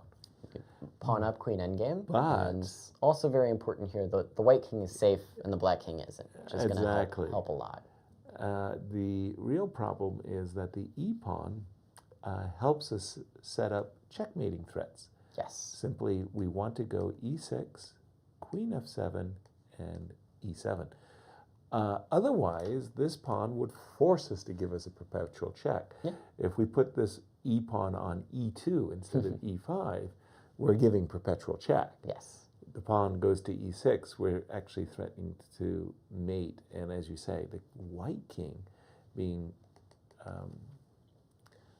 safe from checks should be a winning. Bad start for Begum. Yeah, the philosophy I've heard is in queen and pawn endgames, it's about quality over quantity. But here, white has both. Yes. White has the more advanced pass pawn, Right. and more of them. So Right. both is good. One of the in the old Soviet Union, they talked about the 4 stages of the chess game: Okay. opening, middle game, end game, and queen and pawn endgame. Because in the first 3 stages, I was like, I know 3 of them. Yeah, in the first 3 stages, you have rules. Yes. You have rules, like you like to be pawn up. So it was like a very famous quote from Alekhine. So he started this ending a pawn down, and he said, I was lost. Mm-hmm. Then he was 2 pawns down, and he said, I have some chances of saving the game. And then when he was 3 pawns down, he said, yeah, I've secured the draw. So in queen and pawn endgames, the rules that went for the first 3 phases, opening, middle game, endgame, get thrown out. And queen and pawn endgames belong in their own like crazy, messed up world. E5 looks great for Akshad. You'd love to play queen f5 to try and get a hold on things, but that does just drop the b pawn after a couple checks. And okay, then black can take f2 maybe. Or maybe it's just e6 here still. Yeah, just e6, I guess. E6, queen f4 check. Queen f4, and oh, is that perpetual? That's the perpet. Okay. That's the perpet that we know and love so very well. So, queen f5 is maybe the a most, try. Oh, without question, that's the most challenging. I suspect I can play. Well, let me just try it. Let's take a look. Queen c5. Okay. B4? No. Yeah, b4 makes sense to me. No real choice, I would say. Okay, let's get rid of Bertha. Okay, I can give a check. And let's get here. So I'll give more checks until I'm shown how to stop them. okay. Okay. And And now we'll stop. maybe g5 if I can. G5. And I'm just trying to keep those ideas of perpetual check alive. Right. Okay, so check.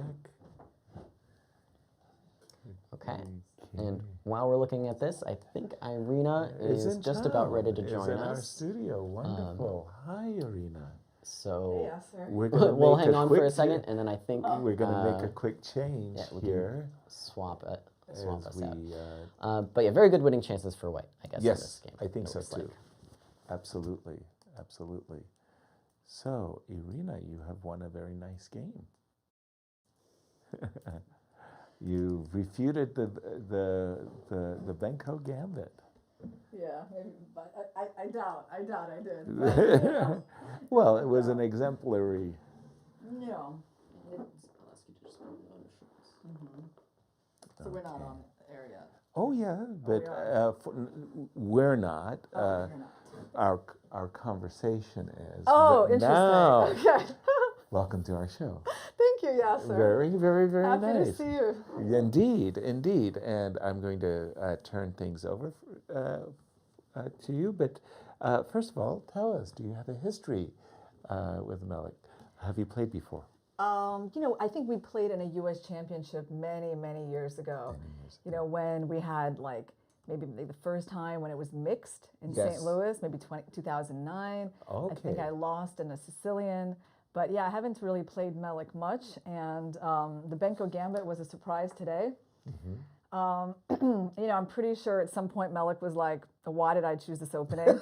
Like, why just give up the pawn from the get-go and then struggle the whole game to like get the compensation? So, I mean, I did use up a lot of time because I couldn't remember exactly how, you know, how it goes. And I think, you know, my moves, they were okay, you know. Well, okay, so you have this position more or less in your repertoire. If you ever played the Benko Gambit, somebody, quote, surprises you, you know this routine. Yeah. So, and you've just seen the move knight e8, and you know what that's all about. Yeah, and you know, it's funny because at first I was like looking at bishop g5 here, and I was like right about to blunder into some rook takes b2, and I was like, oh, that's just too pathetic, you know? Right, you're dreaming of bishop takes e7 and rook takes b2, and you kind of go, yeah. Well, no. I was like, should I provoke h6 before I go bishop d2? Yeah. Nice. But that didn't happen. You played bishop to d2. Yeah. And more or less about, more or less about this moment, just tell us, when did you think, well, life has really gotten much better? Bishop to d2. He continued with his plan, knight c7. He went b3. Yeah, he played knight b5 kind of quickly, which, I mean, is thematic enough. Right. For me, I'm a little bit afraid of what you did in the game when you get your pawn to a4. Queen a3 a little bit more irritating? Queen a3, bishop c1, queen a5, bishop b2. Queen c1, bishop, queen a3, and bishop, this would have been your plan. Kind of. At least that's what I was starting to think about, yeah. I see. I mean, because c4 you could sort of ignore for a bit. You know, you're not going to want to necessarily take that. Pawn. Rook takes b2. Rook takes b2 again. So yeah, but I mean, this seems like actually a playable way for maybe black as well. Right, because in the game, it felt like you got essentially what you wanted, which is your next move is you're going to play a4. And as soon as that happened... Yeah, queen c4 was an interesting little addition. You know, basically using the fact that it's not so easy for black to trade the queens and win the pawn back because there's some big issues with rook b7 coming in. Right. We were, in fact, I think we looked at this line and we were looking at rook takes a4, rook to e7. Now you've got 3 moves with a knight, but they're all problematic. Knight f8 is super passive. Like, I thought I could just take on e7 and play bishop f4, and then you're having a hard time holding the d6 pawn. That's precisely what we were thinking as well, that this is just fun.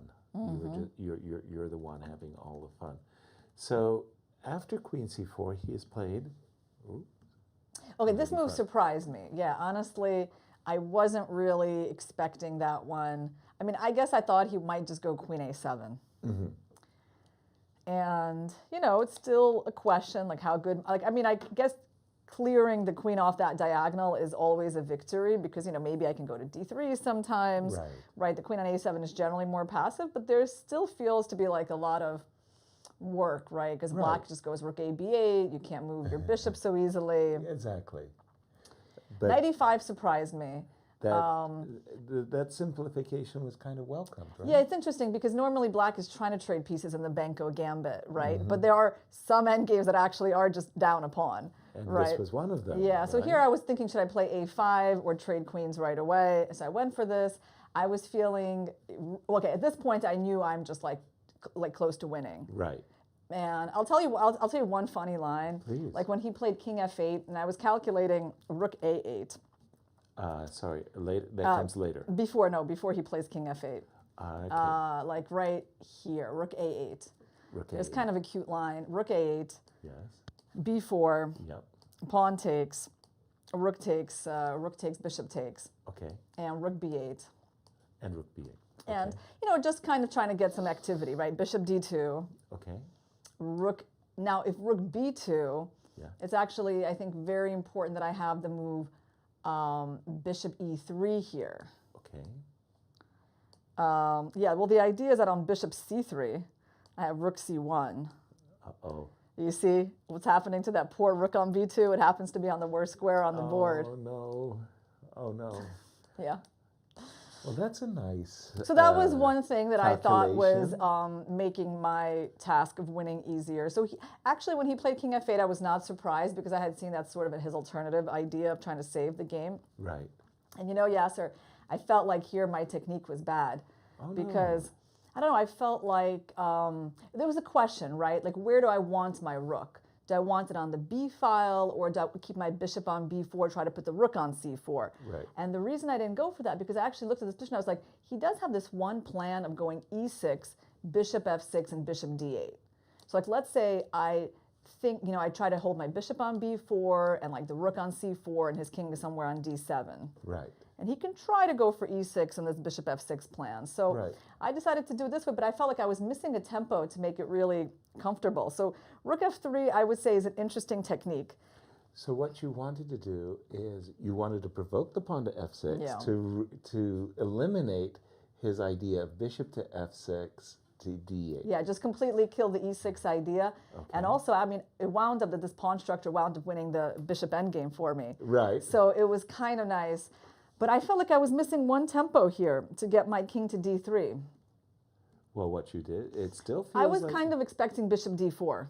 This was the problem. you felt he should have played bishop to d4. To stop rook c3 ideas. Okay. Now, if I go f3, Okay. he goes rook c2.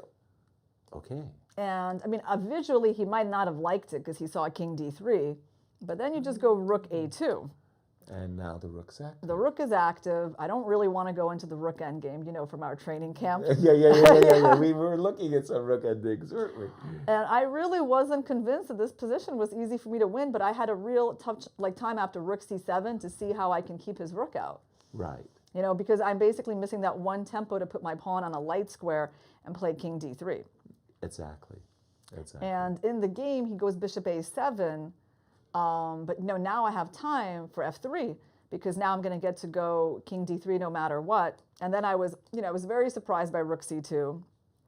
Allowing the bishop ending. Yeah, I mean, of course I can understand how, it's not obvious that it's losing, but still I was like, okay, this cannot be a fortress. No. There's got to be a way to break this down. So I was pretty confident about that. And h4, I think, is actually quite a nice move. There's still some ideas to spoil this position. So he goes h5. So one idea to spoil it is if I go f4. Okay. I think this is not amazing. Yeah, because of f5. Right. And then he can sort of give up the e7 pawn, put his bishop on c5, win a5, and like hold the position down a pawn. So you're thinking like if bishop you're in g7. black shoes, go ahead, lose that pawn, put your bishop on c5, and these two guys hold up the majority. Yeah, So this that's would how be you very could bad mess it up. technique. Yeah, that's how you could mess it up. But with bishop endgames, you got to still have that instinct to put the pawns in the opposite color of the Right. bishop. So that's what I did. And the thing is, so I'm creating a passed pawn on both sides of the board. And king c8 is not great. I was kind of expecting king a6. But king c8 is just a much worse version of what we... Sorry, king c8 is a much worse version of king a6. Okay. Like I was still going to go for g5. I still think that position is winning. Right. So the idea is you're creating a passer, and you're giving him a passer. Yeah. But thanks to this pawn on a5, it's not a fair contest. Yeah, I mean, there were a lot of lines basically after h4 where I am trying to do a pawn breakthrough on the king side. So it's Right. actually not like a locked up position. Right. So something like this is Same thing as the game, bishop e3. Yeah. I mean, it's like And f5. I still thought it was winning, like f5, pawn takes, g6, Six, pawn you know, pawn takes e4. Mm-hmm. And Bishop like you say, h6. in the game, his king Yeah. was obligingly on the c8 square, so that you got Yeah, to play g7. but I still think this one is winning. as well. Like even with the king being better, king h3. I mean, the only difference is like, you know, the king can sort of try to go to b5, c5, like kind of do something like that. But I didn't feel like this was gonna hold. No, it does. You know, Very, very yeah, suspicious. it doesn't look like it. So, but it was kind of cool that you know, that there was a way to break down the king side. Right. Because I think h4 was important actually, that little move. But So your final thoughts, though, Mm-hmm. are that maybe bishop d4 would have still caused you distress. Like you yes, still got work. I was very distressed that I was letting that rook get activated on the c file, and I just don't know. That's why I felt like my technique was bad, Right. even though in some way like it was making sense. But What you did. I was missing one tempo, right? Like if I Right. have the pawn on f3, I go king d3, everything is good. But so I'm feeling like I could have somehow been more accurate Right. before. And maybe, okay, you did move your rook back and forth between f3 and b3 in order to provoke f6. Mm-hmm. Maybe in perfect hindsight, Cost some time. it cost you some time. Cost some time, yeah. So I guess the question is, if we go back, like, how do I deal? So like, let's say even before I do all of this and I decided where to put my rook, what do you think, Yasser? Like, I would have... because I could have had it on c1 or b1. Yeah, I would have left my bishop on b4 for the time being, and I would have tried to make a beeline to king d3. Right? So, okay. like, for me, I would have probably just gone, oops, excuse me. The last move was king d7, and I would have probably played f4. Bishop d4. And just made a beeline to d3. All right, so now what if, what if well, let's try that e6 move. e6 now, yes. e6 now. Either that or, yeah, I think e6 is all right to try. Okay, so we're... You want to go rook b7, so I got to go king c7. Right. So here's the thing, right? Now you've stepped in front of the bishop, right? So bishop... Okay, let's go king c8 then. Let's go Yeah, king C8. exactly. Maybe king c8. So I'm thinking in my mind's eye that I will put my rook on b5, like you can do what you want to do, right? And Let's trade on d5 I guess, Anytime at some you like, point. Yeah, anytime might as you well like, make yeah. that trade. okay, and we'll put the... So here, I'm not saying that the win is assured or anything like that, but you've got all the pressure, right? You've got you've got your pieces on the best squares. King on d3, the bishop is going to go back to c3, and maybe king will have to go to a4 one day. But this King looks a4. yeah, this looks like black is Because this way I'm not letting the rook out so easily, right? Right. Yeah. But Irina, Yeah. we're gonna let you go. We're gonna Wait, my congratulations. endgame lesson is over yet? Yeah. You've made a nice start. How do you feel? How's your game? No, I feel good. I feel good. I Yeah. mean, it's nice. Well, the thing is, I don't feel like my winning technique has been amazing, like in general, for a while. So, like, even getting a huge advantage like this, you see, I was kind of like, you know, kind of shaky with that. So, you know, and that's also something we worked on in the training camp, Yes. right? But so it kind of feels good to still like to win this sort of winning end game. Exactly. But yeah, I think the technique is definitely an area to work on. Cool. Irina, thank you for coming. Thanks, Yasser. And, we hope to see more of you. All right, yeah, me too. All right, we're going to go back to the current games as we swap Caleb in and Irina out. That was a nice game by Irina. I think sometimes, you just got to stop a little bit and give yourself some credit. She played a good game. She played a very, very good game and kept Melik on the back foot throughout. Bringing up the game between Stephen and Andy, again, these two competitors come in tied for first, and when we left it, we thought that Stephen was doing his best to stay in the game, and it was difficult for him. And we're just gonna go quickly to the current position because it sure feels like Andy has done great. Yeah, He got his rook to the e-files. this is everything we were dreaming of, right? It's a great dream, and we're up to date. Rook takes d1 is the last move. Well, what to say? We got to take. I think this pawn landing on f4 is a pretty big deal for black as well, because I was really relying on this counterplay where I could try to pretend I'm going to take g3. Right. But now those days are gone. Well, one of the things that we can't do, unfortunately, this looks like a wonderful move, and we get to go splat, but unfortunately, this would be a bit embarrassing. Rook e1, queen d8 check. Yeah, and then queen d4 afterwards, and then picks up f2, and white's gonna win the game. Yeah, I mean, this would be the way of sorrow. Yeah. Oops. So no genius, no genius-like moves. But let me just make a refresh. Yes, queen takes d1. No queen f2. So, But you don't need it. No, we don't. Can do other things here. Right. Queen e6 might stick out as an option, just Very to good move, yeah. aim towards getting into e2. Queen e6. For me, kind of like the simplest of all. Just Defend the pawn. Yeah, defend the pawn, but also just, take away the d4 square. Well, not take away, give myself the d4 square. Yeah. In these major piece endings, so oftentimes it is about the king's safety, but it's also about queen activity. Yeah. Right? Like your queen is on a2, like you being a bozo. The opponent's queen is in the center of the board, d5, e5, d4, or e4, lording over everything. And queen d4 strikes me as the... We've got a couple moves, it looks like. So we do have rook e4 was his choice, and queen queen c2. Okay. Zierk in a lot of time pressure, so his moves have to come quickly. Just 50 seconds. Snap. Okay, so queen c2. I liked your queen e6 move. Yeah, I'm also aiming for some f3 tricks with queen e6, where you can't give up the first rank, and I'm hitting that h3 pawn. Right. I think queen e6 is still my move. I like it a lot here. Exactly.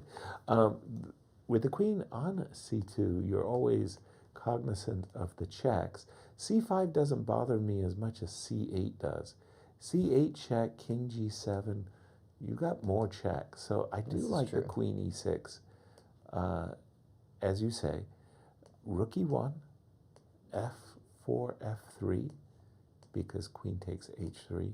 That's looking really good to me. I mean, it feels like Stephen's going to be facing real problems. Andy's reaching, and queen d4 was Andy's choice. Queen d4, mentioning once a brief moment ago that the queen lording over the position. Queen d4. So what is the idea here of Andy after check? Well, I think you can go rook e8, and Simple check. There's not a follow-up check. Okay. Although, can I take a pawn? That's my question. Can I take a pawn? So if queen f2, you have to go queen f3, and then maybe this move rook e1 is there. Queen f2, you can't take king. Well, if you take me, I just go rook queen e1. F2. Rook e1, simple. Okay, so queen f2 is the move. And yeah, queen f3 is rook e1, I think. That's my claim. It looks like a very powerful winning idea to me.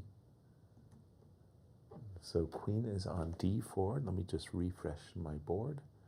Yeah, so rook e8 is played. Rook e8 is played. And so I think queen b7 would lose. So I don't think we'll see that. Maybe just queen back to c1 is the best we can do. Queen back to c1. Just got to guard some of these squares. And I think he's done something like that, didn't he? And maybe c2? Is that the square? Yeah, He C2. did. He went queen to c2.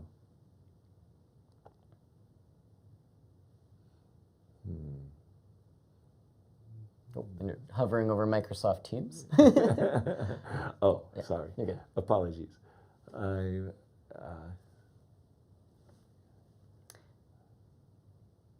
Maybe no knockout yet, but it feels like it's looming. It definitely does. Yeah, maybe it's time again for some f3 soon. So right now pawn takes, I guess, is legal. It'd be great if it weren't. I want to put my queen back on e6. Right. And, like, this f3 seems like a great way to just break through, and rook takes is just not going to be possible with the back rank situation. And if we can make pawn takes bad as well, it seems like the way to win. Well, one of the, oftentimes one of the winning themes in these kinds of positions is to give your opponent a move. So if you were to ask me what white's next move is, I really don't have a good answer. So if I asked you, please make a move. Now, we've already decided that queen f2 is one of the ways that you can lose the game. So you're probably not going to go queen c7 or something of that Probably nature. not. Probably not. Right? You probably don't want to reach for your h-pawn either. h4 Certainly might not. just end up getting yourself checkmated. You mentioned f3. Yeah. So h4, and you can't move your rook from the f file. We have moves. King g7 was Andy's choice, so a similar idea to you, just sort of taking some time. And queen f5 is what we see. No b6. No b6. So king g7, queen f5. I actually love the king on f8. I thought the king on f8 was somehow in a kind of a bubble. A little safer than Okay, but g7. let's say rook e5. Oh, rook e5, queen g4. Yes? King f8, queen c8, and I think we've been here before. I think so, Yeah, but that's okay. but that's okay. Yeah. Okay, so I'm kind of liking rook here, here, here, and if we want to go about this in a kind of around the mulberry tree here. Get some time. Andy's reaching again. What will it be? What will it be? Second thoughts? Scratching his head? Yeah, we don't see a move yet. We don't see a move. Yeah, some tension here. Queen He just goes e5, queen e5. inviting a rook ending. I think this rook ending would be a good one. Rook endings. Well, Stephen agreed. He just said, "I don't want." And now we can tuck our king back Yeah, back to to f8. f8, where I think it was actually much better than on g7. I much preferred the move b6 over the temporary king g7. This one's on the board. Yeah. Excuse me. This feels terrible. It just feels I think lost. eventually Andy will break through. Exactly. Let's take a look at some other games that are ongoing, because this Maybe we can really just start to feel- wrap things up. So we've got just Sure. one other game here in the B group. That's the game between Akshat and Begum. Last we left it, looked good for white, probably winning, but Begum has managed to snag the F pawn with some outside chances for those perpetual checks. King G3. Well, So Akshat's going to be running up the board. he's got on his track shoes, Yeah. that's for sure.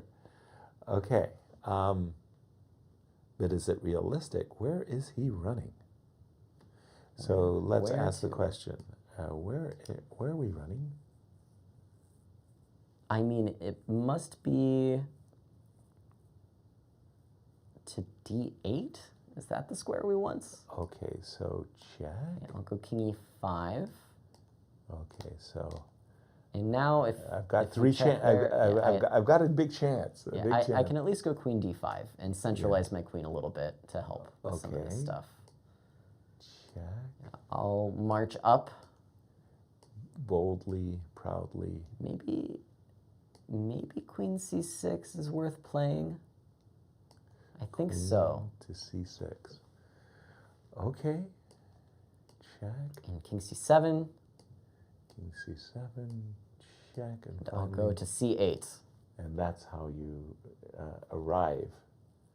And Yes. have I done something? Well, no. Yeah. The point was to understand where you're headed. Yes. Yeah. I guess So- that this 8th rank is where we want to be. And we just have, pardon me, we have this check on the board. Queen d2 check. Yeah. So Um, still good chances for Akshot, I think. Absolutely.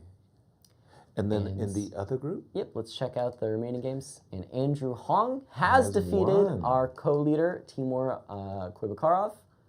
And did we see that coming? Not really. We thought White had a lot of pressure here. we but did. I was expecting rook a6 with like holding it together just barely, but he chose h5.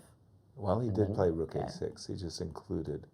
So, okay, black's a pawn up. So how did it go wrong? Knight f4. Okay. That looks like a strange. It's it's funny. Put your pieces on protected squares. Yeah. Wow. So he's done it. Okay. That's a big move. King h5. And- I Ooh, think he missed. I think he this missed. King h4 h5. is No, maybe I think King h5 hard to was deal with. No. This is where things just Yeah, fell apart. terrible. And then up the piece, Andrew found the way here. Just knight e1, pick up the pawn, Simple chess. extra piece. Wow. Big congratulations to Andrew. And Ray somehow is still in this game. Not only is he in the game, but he's He's not even material down. is he surviving? It's crazy. We left it in a position where he just played the move rook a2 and was going to be suffering for a very, very long time to come. Bishop f5 is Strange decisions. Strange decisions. Okay. so the he's a5 won pawn was won, and c4 was lost. Okay. Yeah, something really went wrong here. It truly did. Ray's a tough man to pin down. True. But true. this still looks quite good, right? And here we are. And here we are. Okay, so let's have a look-see, shall we? Rook f3, seems like the way, but king f1. king f1, rook a1. Oh, rook a1 is better, much better. Why king f1? King rook f1, I a- was worried about rook g3. or rook d3. Yes. Yes, that kind of thing. Okay, so rook a1 more or less box. When we say box, we mean Forced. forced. That's from the chess informator where they gave the square. We called it a box. Rook a1. Yeah. Worst case, we're going to be able to give up our bishop for that pawn, Yes. and then Get into a rook and bishop versus rook, and that is and then wrong. Ray could have a long night. But Yeah. I don't know if we're heading that way. I think we're heading more towards some kind of blockade, and Or a rook for or rook versus bishop. rook versus bishop, also a draw. By the way, we have a number of results already in this section, so only Ray's game remaining. Yeah, maybe we can start to wrap up. Just a couple Sure. games left. We think Andy has good chances to win. We think Ray has good chances to hold this, and Akshat, the only other remaining game, good chances to win in the queen and pawn endgame. Exactly. So with that, why don't we take a look at the current standing situation? Sure.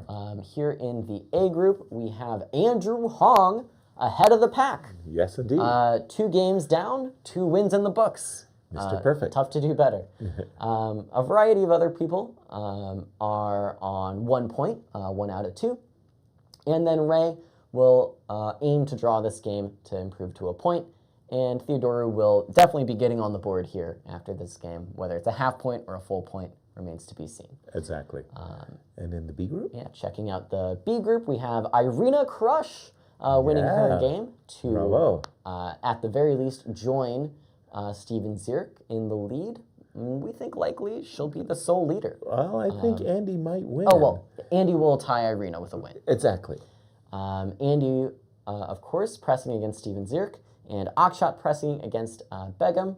That would also place him in first place. Exactly. Also in the mix are Josiah, Harshit, Brewington, Hardaway, and Alice Lee, all on 1 out of 2. Nice. And with that, these last few games are going to wrap up. If you want to follow them along at home, you can, of course, go to uschesschamps.com, but I think we're going to wrap up our show here. It's a late night in St. Louis already. Sounds good. Caleb, it has been fun. Thank you, Yasser. Thank you for joining us, everyone. And we hope we'll see you all tomorrow, same time, same channel. Tomorrow, 4 p.m. Central Time, we'll be right here. All right. Good night. This has been a presentation of the St. Louis Chess Club. Any reproduction or distribution of this content without the express written consent of the St. Louis Chess Club is prohibited.